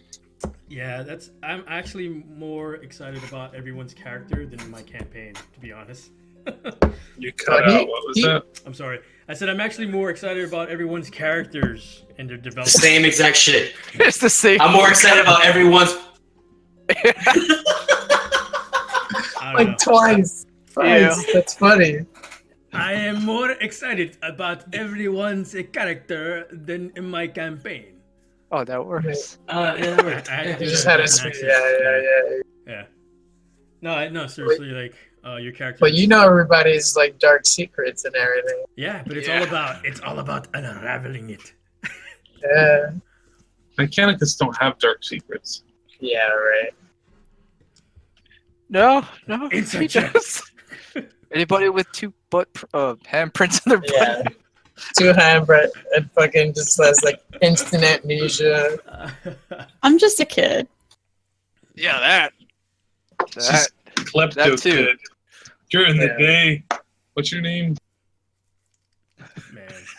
I can't remember people's names today. Mine? I say Jillian. everybody should change their name on their what you Their avatar screen yeah, thing. the avatars like we did on the other game. Do you want us to put our AC and passive perception as Screw well? it. Yeah, that'll be easy for me too, right? Instead of me No, asking all because the then Niv knows how easy it is to kill me. time. There's no Niv in this game. What are you talking No about? name. There's No there's Niv. no naive character in this game. No knife. No. It's like the opposite of Niv, actually. I don't even think there is a naive character in this game. I'm pretty Is naive. Jillian naive? I don't know. I mean, So- she's a kid. She's like 8. Mechanicus, you know what? Mechanicus might be the naive person. He's the old fart. He's out of touch with Port- reality. For now. For now. Yeah. Alright, let's see. Display name. There you go. Yeah, I wanted to do something different with him, and so instead of doing what every caster I've always seen does, and that's go with the arcane focus, I'm like, I want a components pouch, and so I get to be Isla. Yeah. Pretty much. No, the components are actually the best way to go because focuses on this game are rare anyway. What's the passive perception? How you calculate that? Yours is 15. That's it. I already know it. It's your perception plus 10. Yeah. It says it like right below all your Underneath your attributes. underneath your attributes, like right under charisma. I Yeah, miss yeah. my 19 perception. I know, right? That's crazy. Shit, I missed my plus 11 to hit. Like whenever I like go through the list, like, oh no, wait.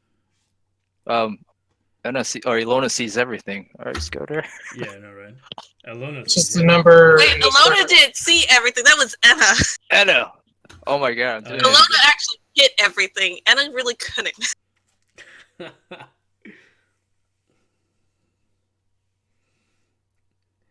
Man, and we almost lost Misty 10 minutes into the game.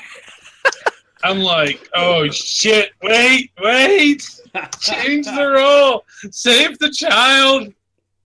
She was about to get her hand cut off. Yeah, that's what happens when you're Jillian by day, klepto child by night. Take that, street rat.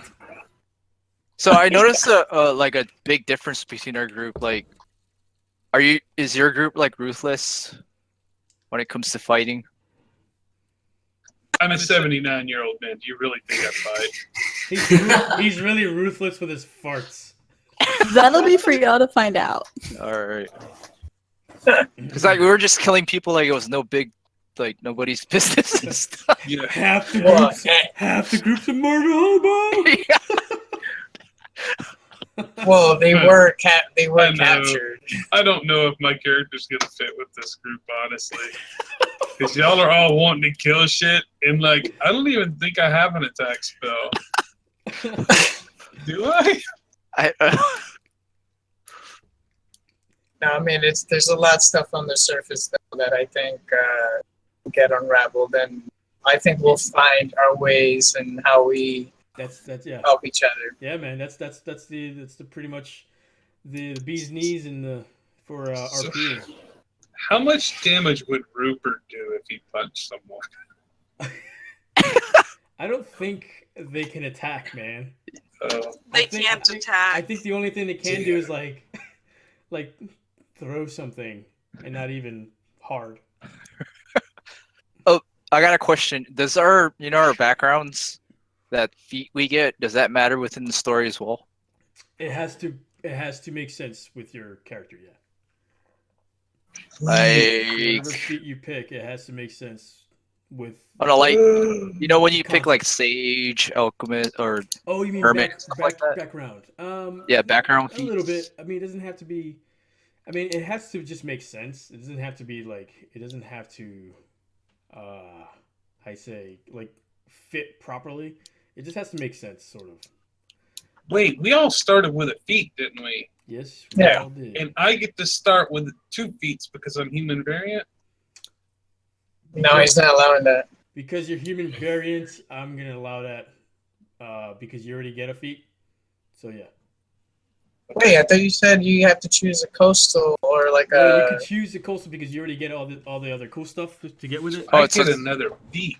So it's a feat plus your list. Yeah, you get a feat plus Okay. all your ability stuff and traits. You get your racial traits. You get your buffs basically like for instance the coastal one gives you dexterity. Oh, okay. Oh my god. Got it. I'm going lucky. And Oh my god. No. old man No. luck. Old man luck. Wait, I'm so I love the I want to say, concept, 'cause I only have 1 feat then. you have that's one right? feat just like Yeah, everybody else. one Yeah. feat. Except Okay. as if you go variant, you're gonna lose like some of the coastal stuff. Oh, the coastal. But you Okay, get so 2 feats basically. okay, because the coastal is my feat. Is that what it It's is? pretty much like makes up for a feat basically. Okay. Because Yeah. you get like your abilities go up, and then you get like things like proficient in things. Right, right. Like the coastal one even gives you like your swim speed is your Swim walk speed. speed, which is pretty dope. Damn. Yeah. Yeah, I think the coastal one was like the bee's knees out of all the ones that I sent you guys. Yep, I'm loving it. And we're all 10. Everyone's a tank. Yeah. No. Oh, except for Hellscream there. Hellscream. It's like a he- beige screen. He's not light skinned, so. Oh yeah. Oh yeah, that makes perfect sense. We're like foreigners. Then. Yeah, you guys are all foreigners. Hellstream Team. is not really, white. If you wanna Right, think right. about that It's race. not normal. Yeah. Status quo. Yeah. But yeah. Yeah. Dude,